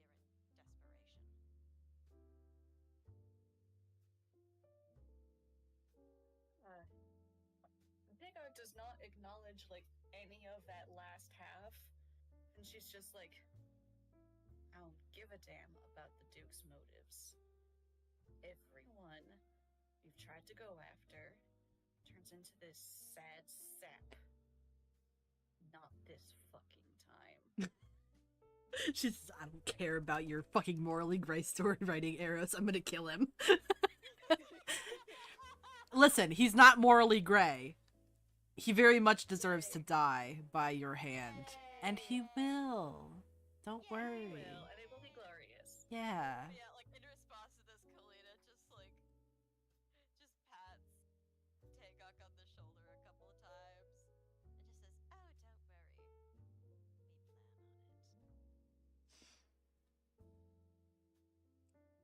gave last hit to Freya, sorry. So Tigger kind of, finishes up, and she's just like, well, let's go see it. Yeah. So everybody is like finishing up with their breakfast, scorfing down what little bit they have left to get together. Eviscerate the hash browns. Yeah. The big squad.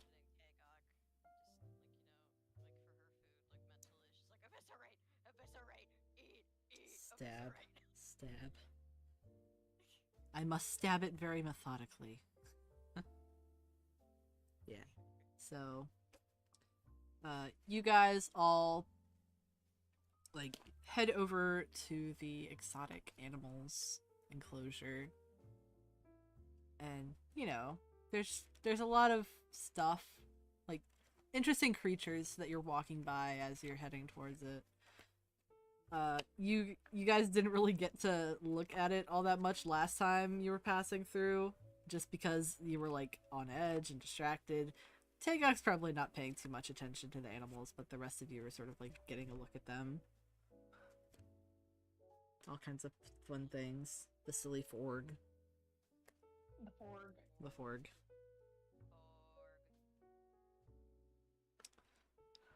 The forg has many eyes and many legs. It's very chunky. Okay, eventually you guys do reach the door that Spark had led you to yesterday evening. And Spark, do you want to do the honors of opening the door? Of course. Standard as your interaction. Yeah. They're gonna, they open the door. They're like, okay, Tagok, how do you want to do this?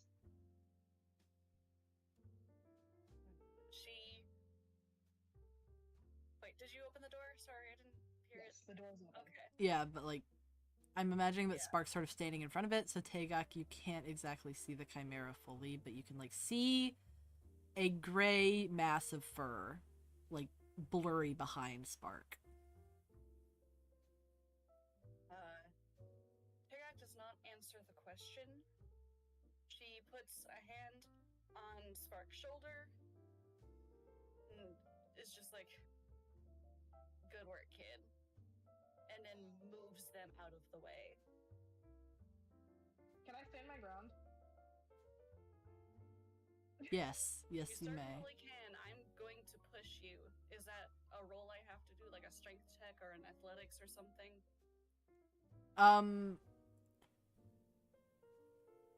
Yes, you would have to roll strength against. Yeah, against me. I'm assuming that you're gonna win that. Yeah, Actually, I can roll with advantage, so I might. yeah. I still have an inspiration point. Can I use that? You Yeah, may. that's what I'm using. If you'd like, you may. What does that do again? Roll with advantage, basically. Okay. Well, I got a nat 20. Shit, the highest I got was a 17. Yeah. Surprisingly, even with your, like, you attempting to move them out of the way, Spark does not budge and just, continues looking up at you. Like, answer my question, woman. Answer my question, bitch. Also, don't push me. That was really mean. Spark does say don't push me.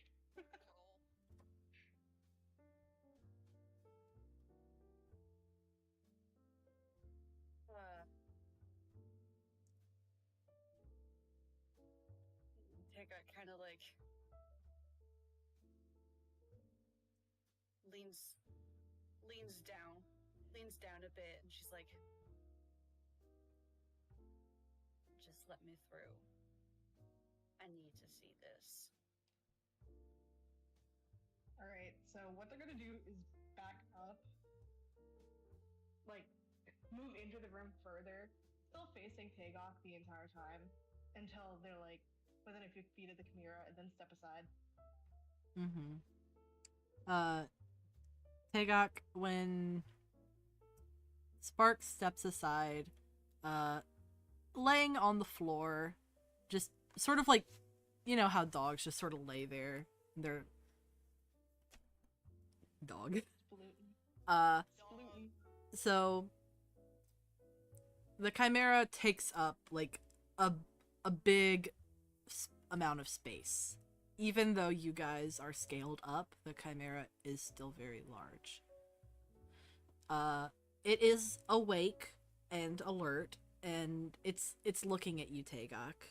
It has its nose downturned, and it is looking up at you with 6 blue eyes. You can see that, like, the tail, it's very long, and it's, like, sort of wagging very slowly as it's, like, dragging across the ground with its long fur.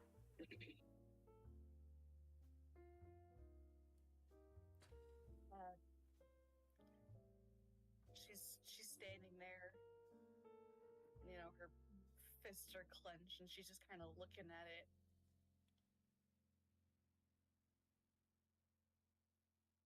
She's just...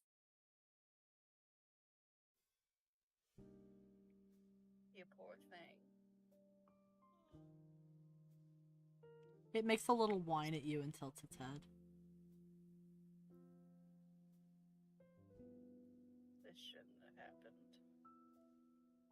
You didn't do anything. Didn't do anything. I don't. She's just kind of shaking there. The Chimera is going to very slowly move to get up. And you know how dogs move towards you, like when they're sort of they've pressed themselves real low. So it's kind of like bent low down, and it just sort of, its head is low. And the Chimera just sort of comes over to you and like gently presses its head against your chest. Like, bonk. And then just sits down on the floor right in front of you.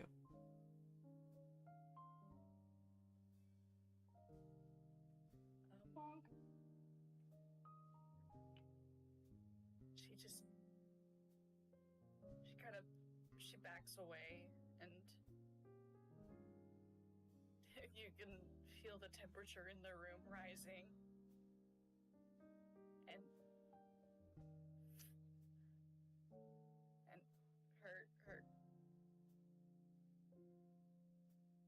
her eyes start steaming.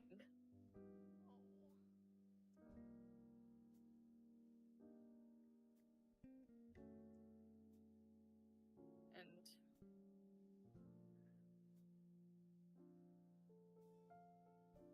she just kind of starts shaking her head. She just starts shaking her head and backs away. And she's like, this.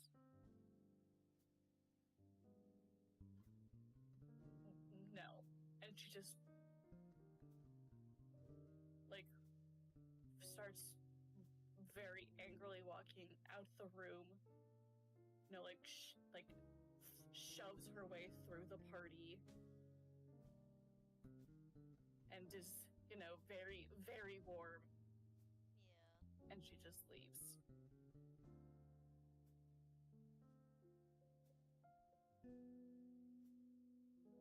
Tagok, as you're leaving, you are aware of the fact that Clement is following you, but he is keeping his distance.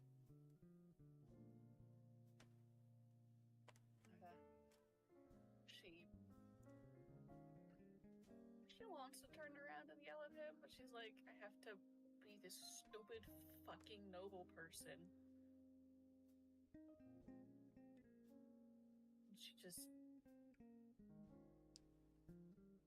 She just goes back to her room and like raises a hand in order to stop Clement from going into the room with her.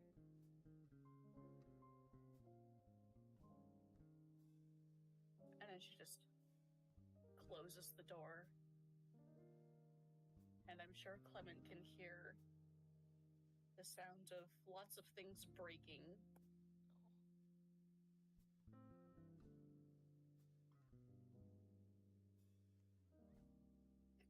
Clement just stays outside the door. He just sort of puts his back against the wall and then sits down.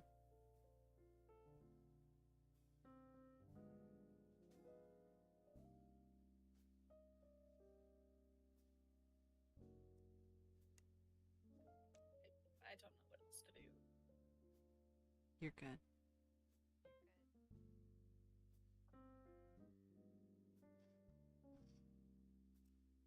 Back in the enclosure, Ajiro is just sitting there. They have their head downcast a little bit. Oh, you motherfucker! Who, Sorry. me? Who, me? No, I fucking fell off the tower again. Oh. Oop. I missed.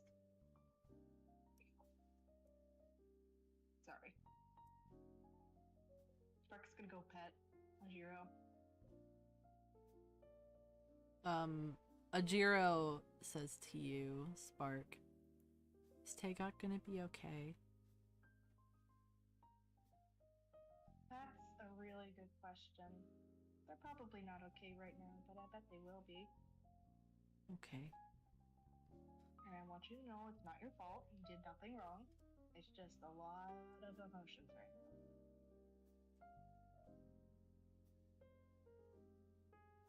They sort of acknowledge that by, like, bopping you with their head. Just, like, leaning over to bop you.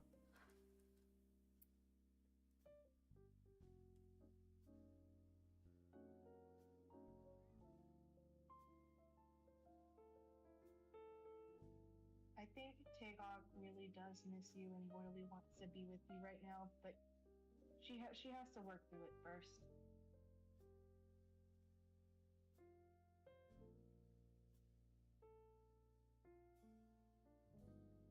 Yeah.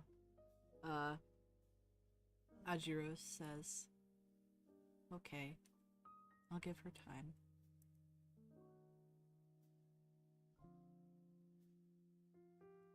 And then they sort of, like, move to go lay down where they were again.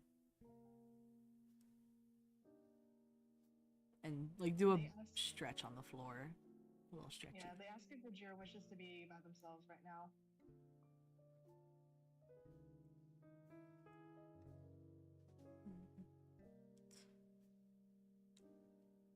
Ajiro yawns a little bit and says, maybe. I'm still waiting on breakfast. They nod and are like, alright. I think maybe I can ask Juan if there's a thing you can add in here where you can call one of us whenever. Or at least me. I don't know if the others would want that or not, but... Okay.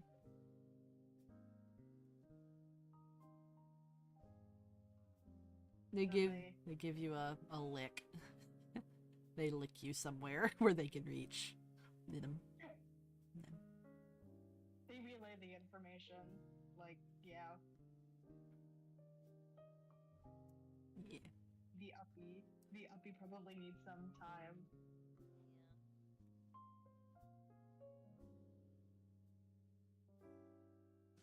And I'm gonna probably go talk to the big boss man about this, if y'all don't mind.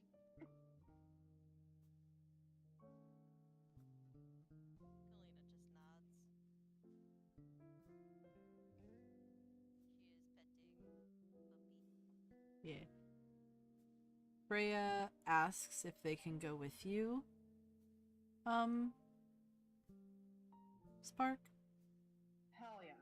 They were going to pick up Freya. The offer is made to anybody else who wishes to join. Mm-hmm. Yeah. Go talk to Juan. Yeah.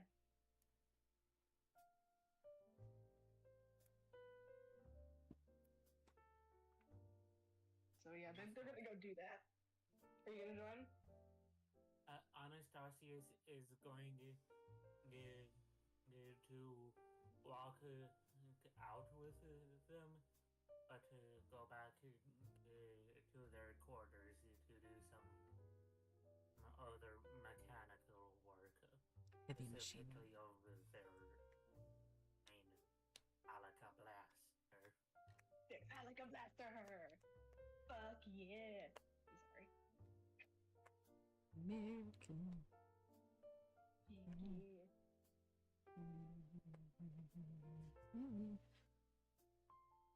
Yeah, so anybody who wants to can go with Spark to talk to Juanlan.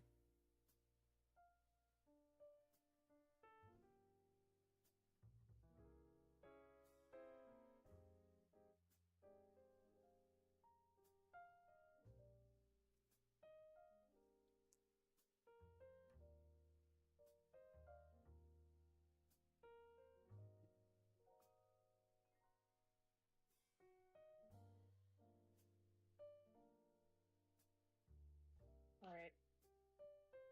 Just give Jade the space she needs.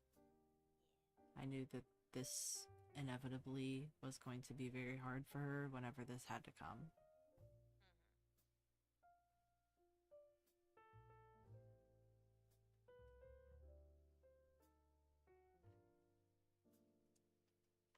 So, yeah. Spark and company heads over to Juanlan's quarters. Because that's where you know to go, Spark. Hee hee.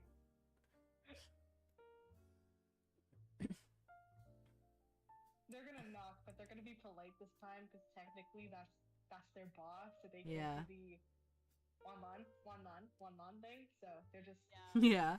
They do a standard knock. Yeah.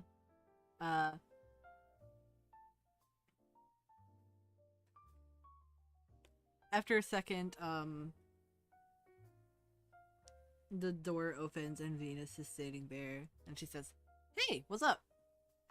Hey, so I have some slight information, a little update about the Chimera, plus a question I need to ask Juan. So Alright, I'm gonna go get him. He's currently doing something. Hold on.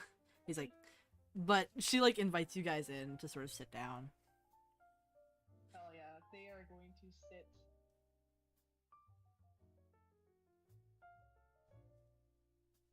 Yeah, but who else came with? So I know that Freya's there. Anastasius is not there.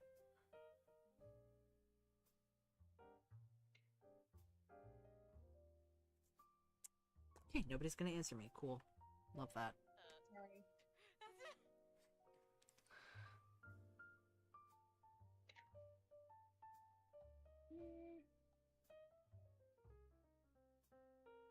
Colbert, are you there? Are you with Spark right now? I was not paying attention, sorry. Currently, Spark has gone to talk to Hanlan. Freya's there. I wanted to know if Colbert went as well, because the invitation was extended. Sure. Yeah. He goes. Yeah. Is Kalina gone?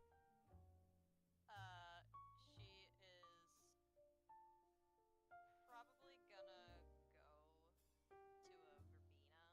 Okay. She got questions. Okay, so it's just the merry band of mercenaries. Yay! MDM. Multi-level Multi-bevel marketing scheme. Multi-bard. Mul- Beautiful. Multi-bard. It's technically a singular bard, but you know. The idea is there. A bard lock, a whiz lock, and then whatever the fuck Freya is. I think monk, technically. Freya is. I think technically Freya's a monk. A monk. A monk? Yeah. A monk. A monk. Freya is every single class, actually. She is God. Slay. Slay. Slay, girl. Part of the pantheon now, actually. Mm-hmm. Yeah. But so you guys are sort of sitting there, and Venus has gone off into like a side room that is connected to like the main sort of like living area. That's like, you know, got Juan's big chair, some like couches and such for lounging in for people to meet with him.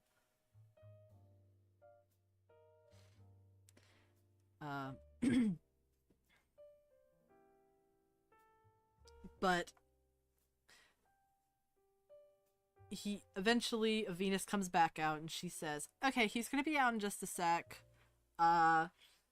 He told me to go do something. Don't know why he doesn't want me here. And then she makes a face like, the nerve. So true. And then she's like, okay, toodles, I'll see you guys later. Bye. Bye. And then she leaves.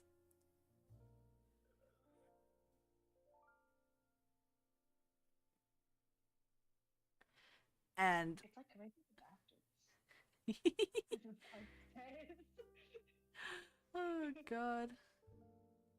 But apparently Venus did not tell Juan that it was the three of you and just mentioned you, Spark.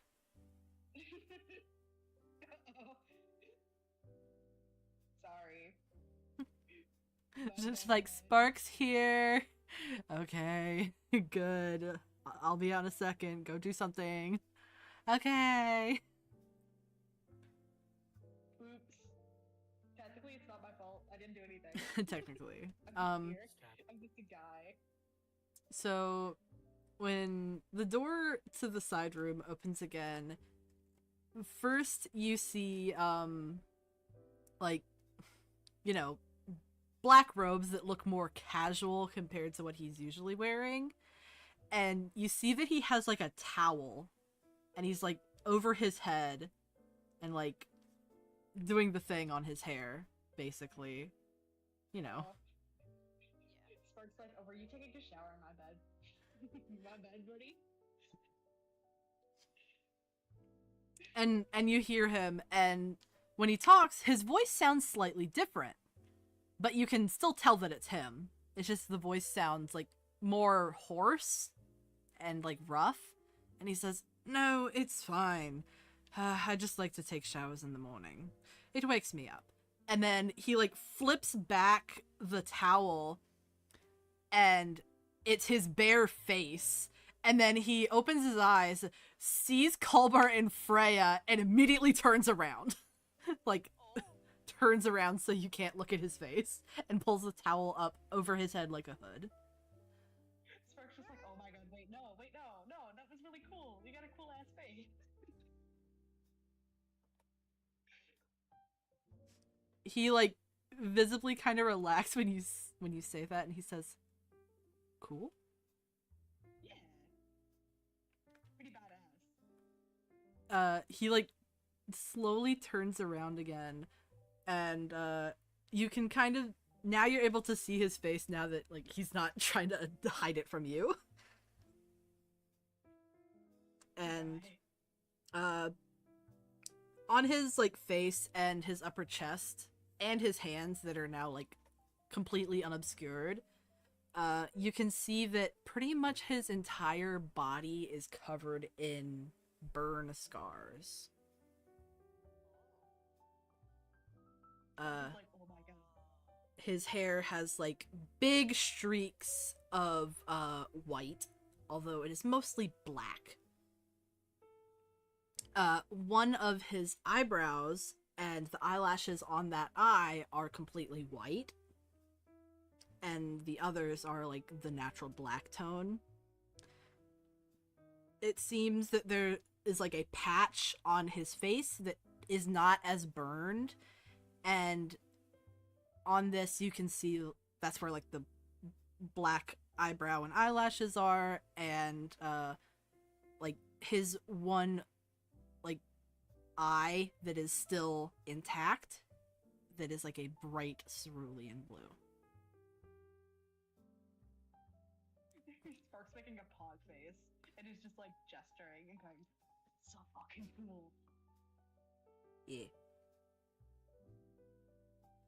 I'm just gonna plop something. Hold on. Yeah, you're gonna pop something. I'm gonna plop something. Hold on. Hold on. Will it take forever to load? No. Campaign art.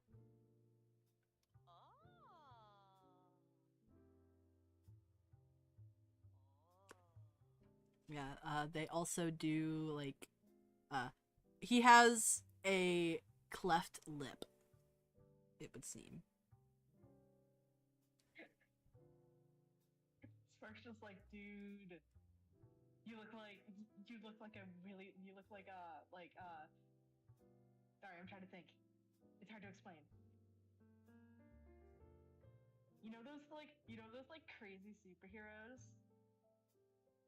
You look like one of those. He kind of, like, puts his hand to his face, and you can tell that he's, like, a little flustered about what you're saying. You can assume that nobody has ever, like, seen his face and complimented it before.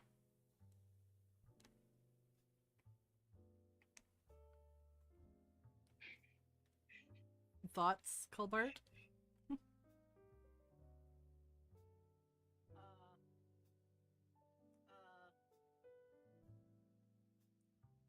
negative or positive thoughts. No, not thinking. Colbart's just Trying to... eepy. We will say that Real. Colbert is eepy. I do like the white hair bits. That's cool. Yeah. The scarring to his face and scalp is what caused the streaks of white hair to come in. You know. Thumbs up.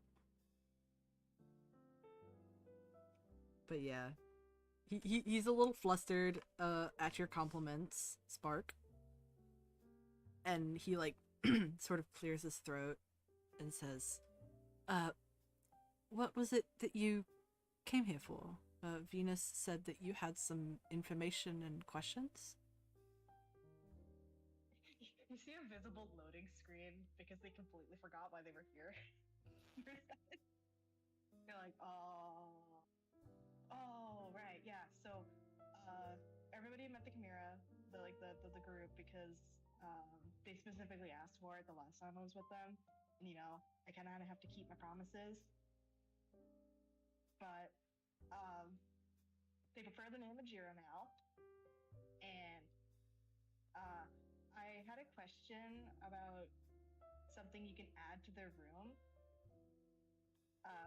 Is there any way that you can make like a button for them that when they press it, it like gives me a notification so I can go check on them? Yes, actually. That is something that could easily be wired in. A panel on the wall with a mechanical button that is rigged to send a notification to your tablet. Yay, thank you. They just seem kind of lonely, and I want to make sure that they know that they can contact us at any point without having to try and teleport. He smiles and nods. This is like the first time you've seen him smile. Dude, your smile is so cool. Points.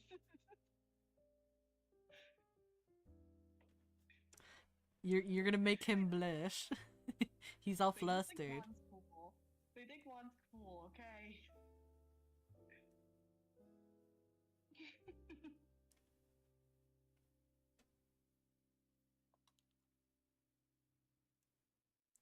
But yeah.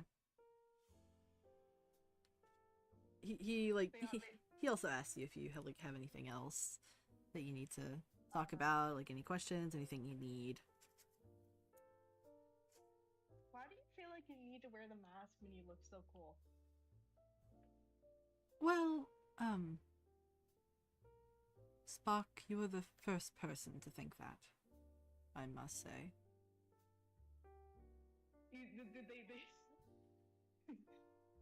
Their jaw just drops and goes, nah, that can't be true.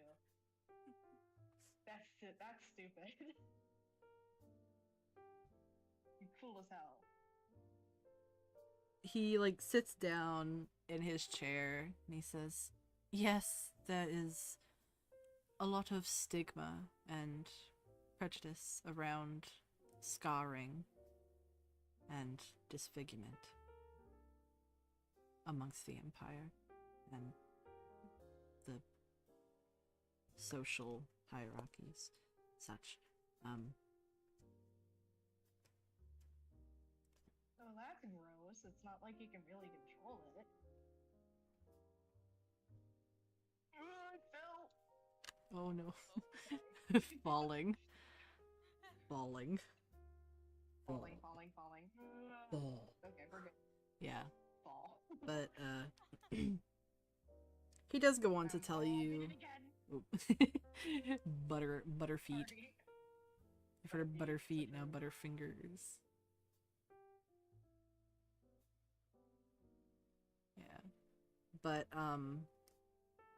he sort of talks about stuff and goes on to tell you that, yeah, even his dad is, really nasty about these things. Well, it's been established that your dad's a shithead, so you shouldn't believe anything he says.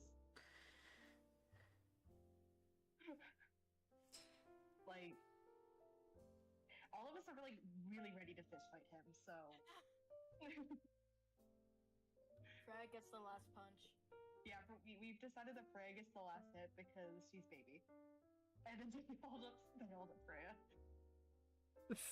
Freya thumbs ups. 2 thumbs up. You get the first hit, though.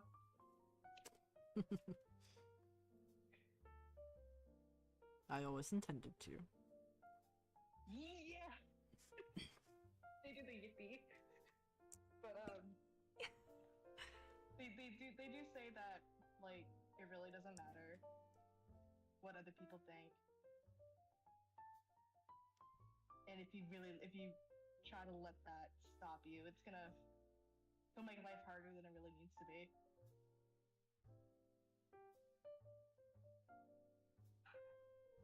Yeah, he kind of agrees, but he says that unfortunately he cannot change the society's, high society's view of his condition instantaneously. And that really the masking is for his own safety. Fair enough. Spark does think and goes, I mean, do you guys have something similar to a poster, like a bulletin board in towns where you can read the news? I mean, those have kind of gone to the wayside now with the age of the interstellar internet. What's an internet? Oh goodness. And he has a thought process of oh no, I have to introduce him to the internet now? This is a mistake. Anyway, that doesn't really matter. As long as it functions about the same way, what we can do is slowly introduce the fact that scars are cool. They Hashtag Scars are trendsetting. cool. I've done it before.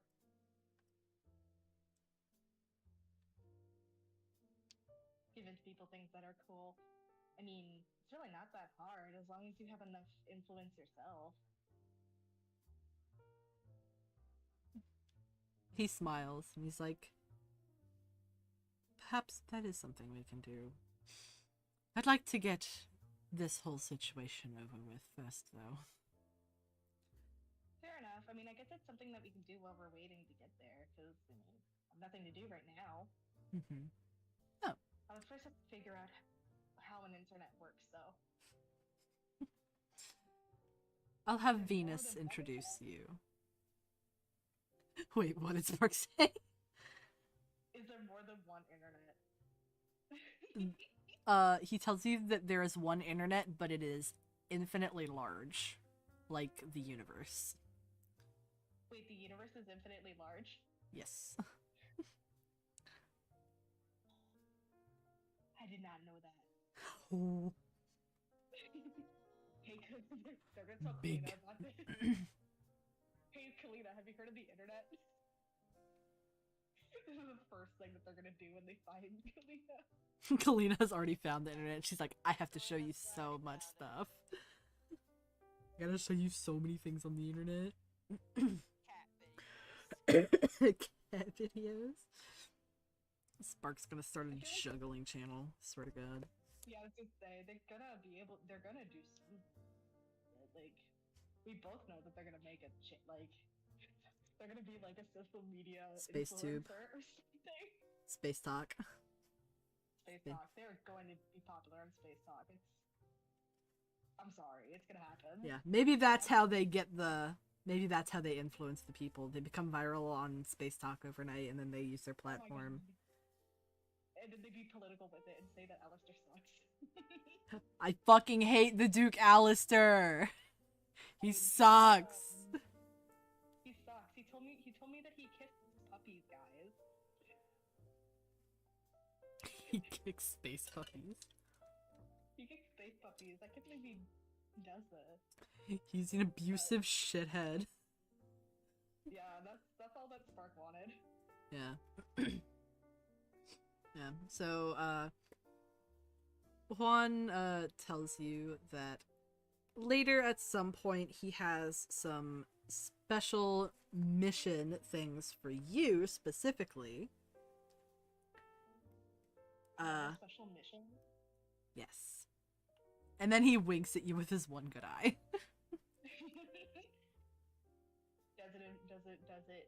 Does it involve 500 cigarettes? No. But it involve 500 cigarettes? if you mention cigarettes again. And then he turns to you, Colbart, and says, and I also have something for you. But first I'm going to need your measurements. Okay. Yeah. He gives you a location on the ship to go get your measurements taken, and tells you that they're going to, like, you know, do what they need to with them. But he's not giving you any more information because it's a surprise. And then he also tells Freya to get their measurements done. Yeah! Are we gonna get, like, matching outfits? Yes, you guys are gonna get matching outfits. What colors are Freya's gonna be? Like orange and green. Like a dark rusty orange. We're gonna have the whole rainbow, except for Yeah. the red. Yeah.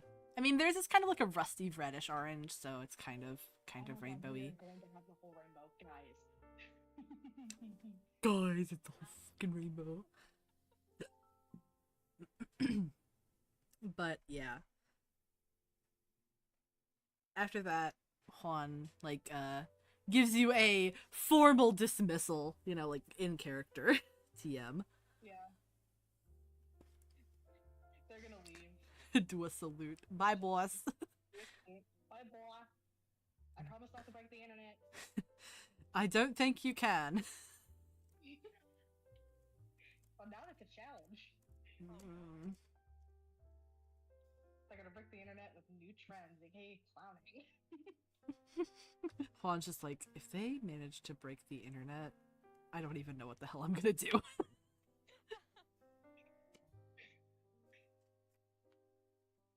I'm gonna make it a personal quest for them to be able to get, like, influencer status. They have the performance stat for it. Yeah. They could probably, like, also, get some of, like, the software people to, like, get a bunch of bots to, you know, subscribe and, like, spread. their content everywhere. Fuck with the algorithm or something. For mission. Ask for it would have to be Kalina's and Dagog's help because they're both noble status. Yeah. Just like, hey, you guys need to fucking follow me on Space Talk and then like and comment my stuff so that it gets spread around more. Even if you just comment a heart emoji, it's fine. I promise it's gonna get I'm going somewhere with it and I have a plan. I've got a big plane. We've got big plans. Large plans. Got big plans. Large plans. Incredible plans, in fact. No one's ever had a bigger, more beautiful plan than me. Funny as fuck if it works and Juan's gonna be so fucking mad. You're like, Jesus Christ.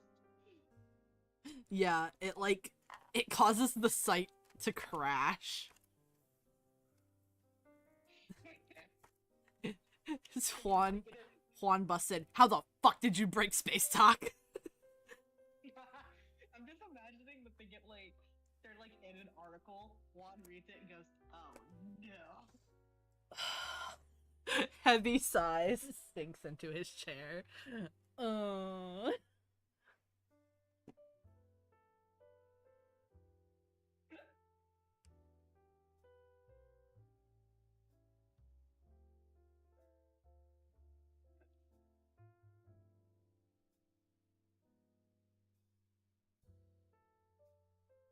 But yeah.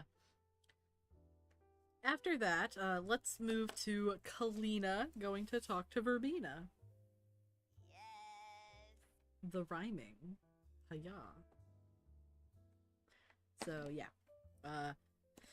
You know that Verbena is staying in one of the luxury suites, and nobody else except you guys knows that she's there. So, knock on her door.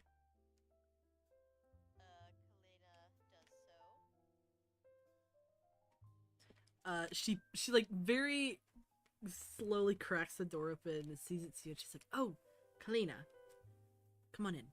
And she quickly opens the door for you guys, and then shuts it behind you, making sure nobody sees her. Yeah. And she's like, "Huh, it's good to see you guys. What's going on?" Well, we have a few questions. Well, or rather I, but it's and she kind of sits down and there's probably is there chairs or whatnot near? Yeah, it's a luxury suite. It's got a big, lounge area. Yeah. Conversation pit. Yeah, she sits down and she says, fuck, what was the kid's name?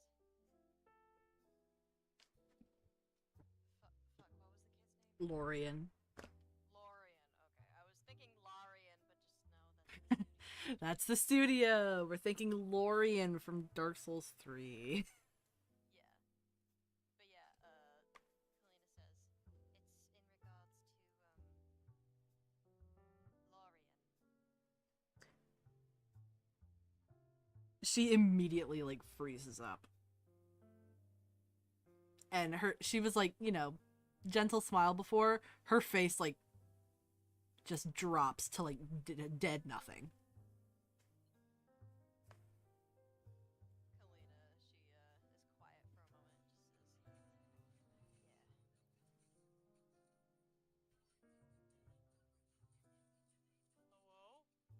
Hello? Hello, music from Caleb's End. Music from beyond, hello? Kane sits next to his mama and holds her hand.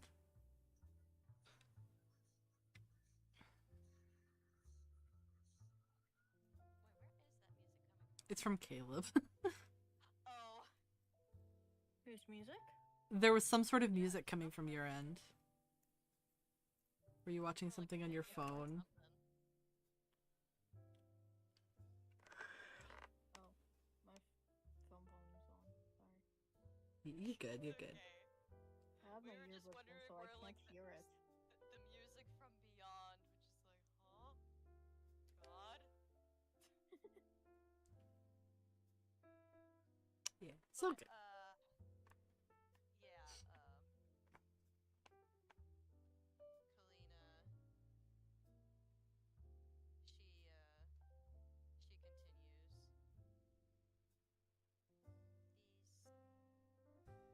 continues.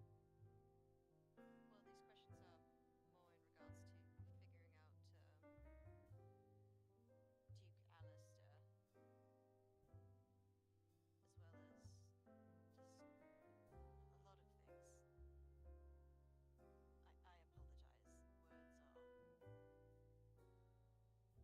It is difficult to try and articulate this.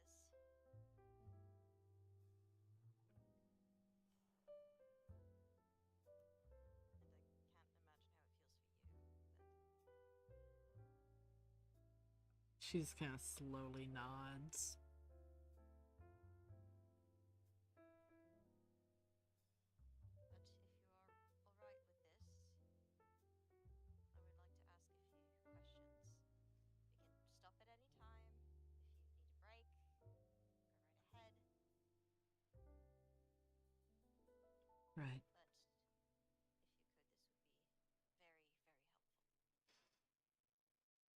Okay. Go ahead. So, who was Lorien to you, specifically?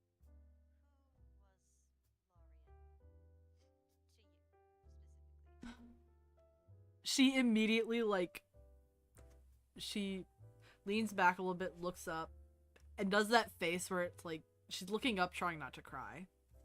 Oh, Immediately that. my foundation was $40. My foundation was $48.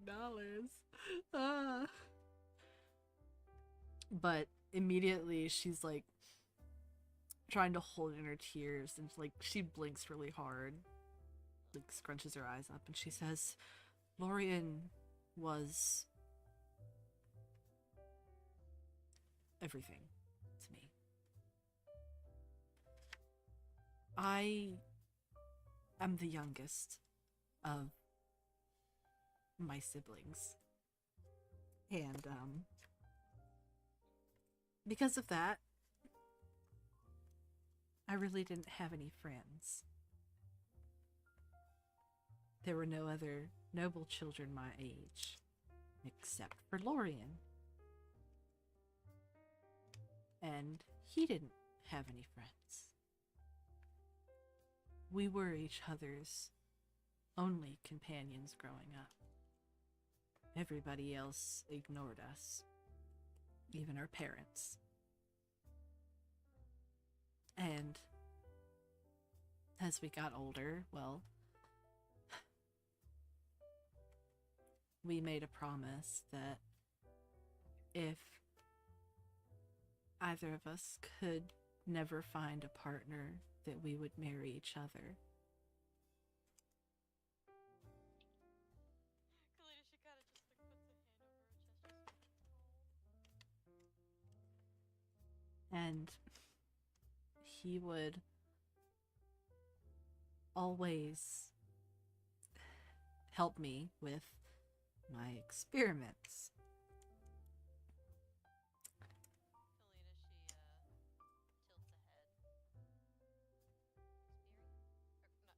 tilts a head. Yes, when I was younger, I was very big into alchemy. And creating things through alchemy. How would he help you with these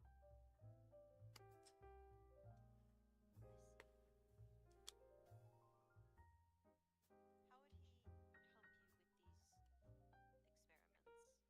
Well, his father, Alistair, owns Starline Nuclear and the research facilities. So he was able to get access to a lot of materials that they would deem throwaway, but were actually very important to alchemy. So he would often come running to me with armfuls full of what his father considered garbage, but to me it was incredibly important.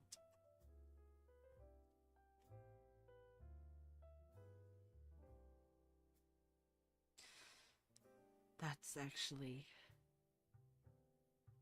why he ended up dying.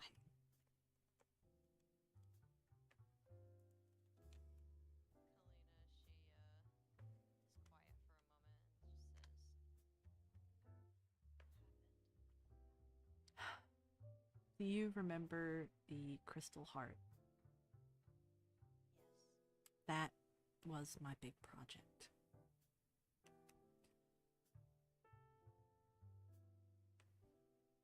Until I came up with the theory and prototype for the Crystal Heart, reviving the dead was only possible through the use of chaos magic, which was, of course, outlawed. And I was going to present this to the royal board as a new way to bring back the dead. People who had, unjustly been murdered or gone before their time. And I needed one last ingredient. And I didn't know how to source it. It was a more important ingredient than everything else. And he told me that I would figure something out. Not even a week later, Duke Alistair comes to the palace and sits me down and tells me, "Princess, my son is dead." And then he places down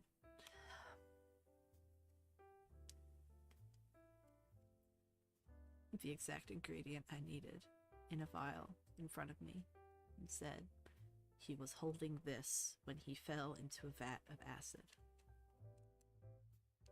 I think you know what it is.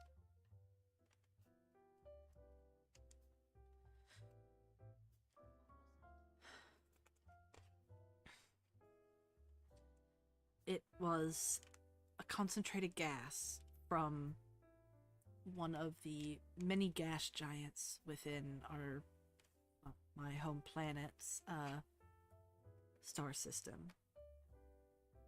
And on this gas giant, the core is made up of radioactive material, and thusly the very dense gas is also radioactive, but very slightly. And they harvest it and use it at the plant. Dude, I know your science is going crazy. Don't fucking at me. Don't at me, Finn. Don't at me. Excuse me. You better not tell your father about this. He's gonna explode. The super dense radioactive gas. But, like, specifically this, radioactive element in this form is what she needed. And it was what I needed to be able to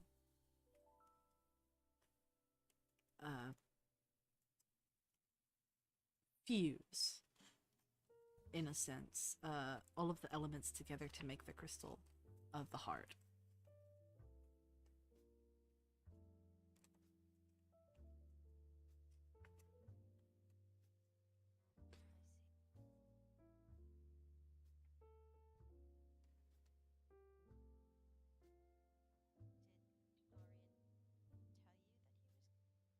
No, he did not.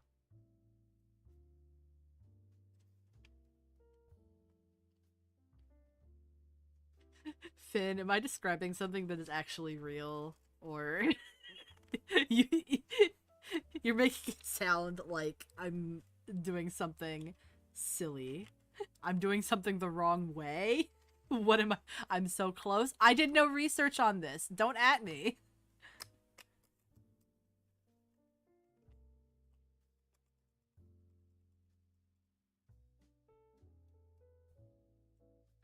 Yeah. Okay, so the radioactive super dense gas breaks down the atoms. Oh yeah, nuclear fusion instead of nuclear fission.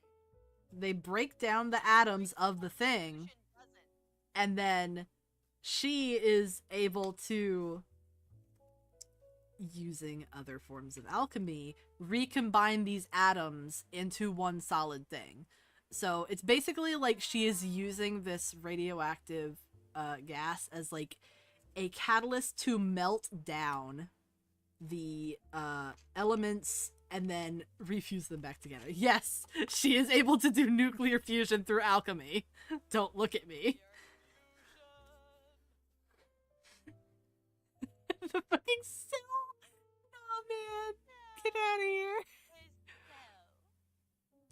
Don't say it. Don't even start with me. Verbena, please. Sorry. You know. You should tell your dad that Dolly Parton can do nuclear fusion. Oh my god. For context, Finn's dad is like a nuclear engineer. For the government. But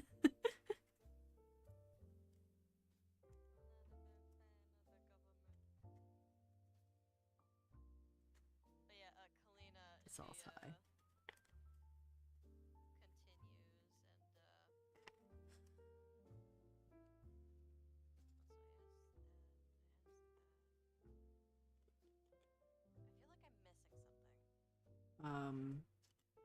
Just sort of run through it, rubber duck it out, girl.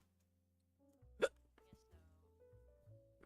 asked her about, Lauren, like, her relationship with him. I asked about, like, what had happened that night. Like, him... Dying. yeah, dying. Joker. I don't know. Falling into a vat of acid. Finn said the Lorien to Huanlan pipeline, ? Which kind of, yeah, it's like, what the fuck is up with the cloning? Yeah. Kalina, she, says...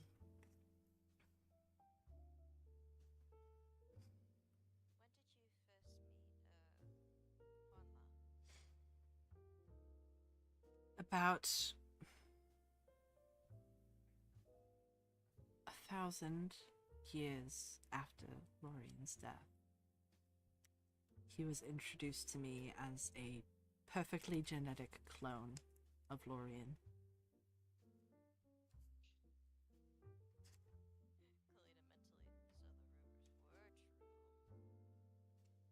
Exactly.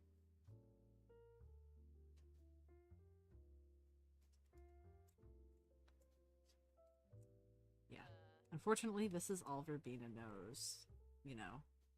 Yeah. Alistair's somewhat secretive.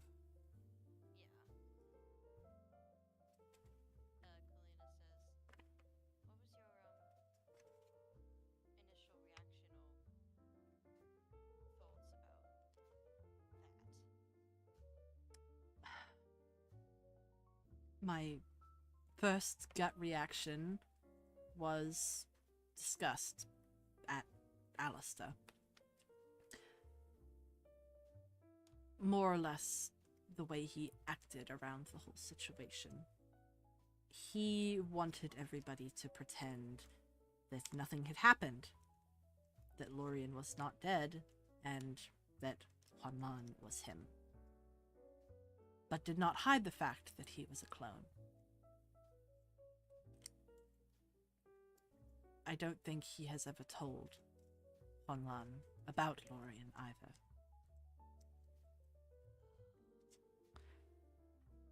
I do also believe that, and she seems like a little even freaked out talking about this.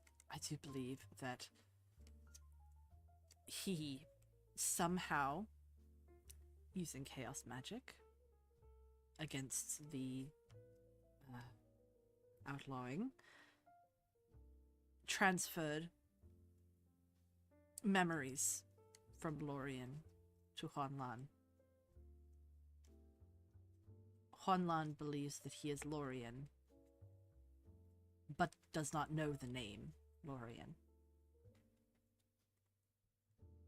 So, and that is why, in the past, Honlan wanted to marry me, because he was remembering a promise that I had made to Lorien.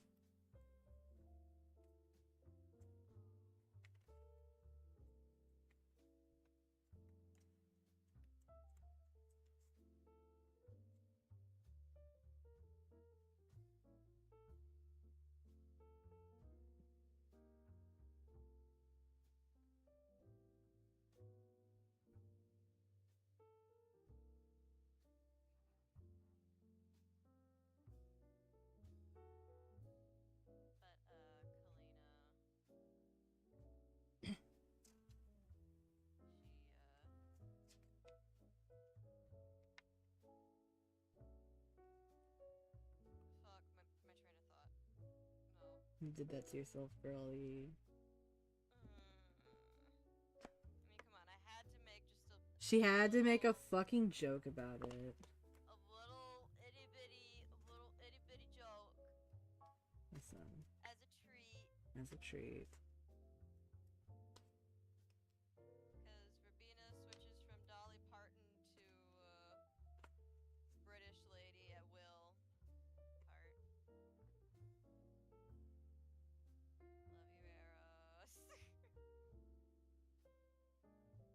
Code switching.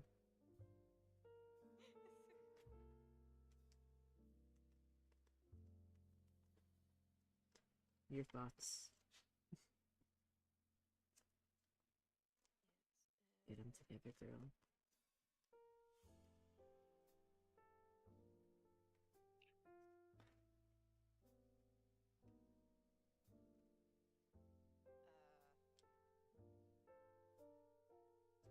Fuck, sorry, I need help again. What are you thinking, man? What are you thinking? I don't know! Where were you going with this? I don't know. I guess, like, trying to figure out what else to ask.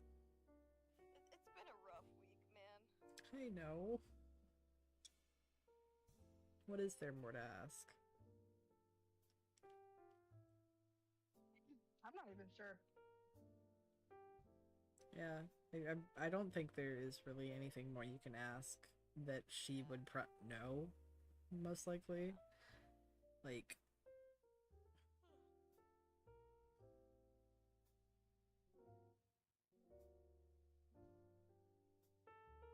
yeah. Okay, then, yeah, Kalina, she just says, alright. And she kind of, like, looks over her notes, again. Like, you know, like a double check. And, she says, I think that's all of the questions I had. Is there anything else you'd like to add, or anything of that sort? Nothing else that I can think of that would be of importance. Alright. Well, thank you so much for your time. It means a lot.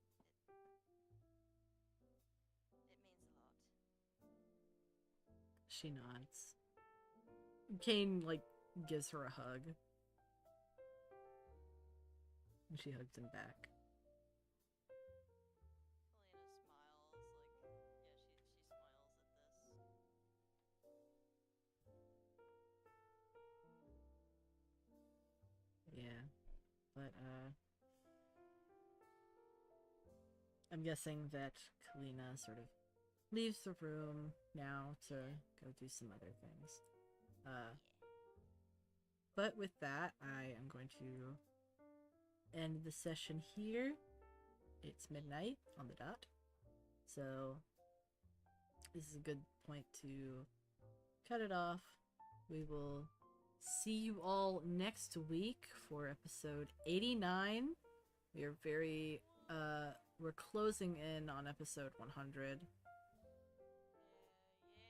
Hopefully entering the triple digits soon, which is very exciting.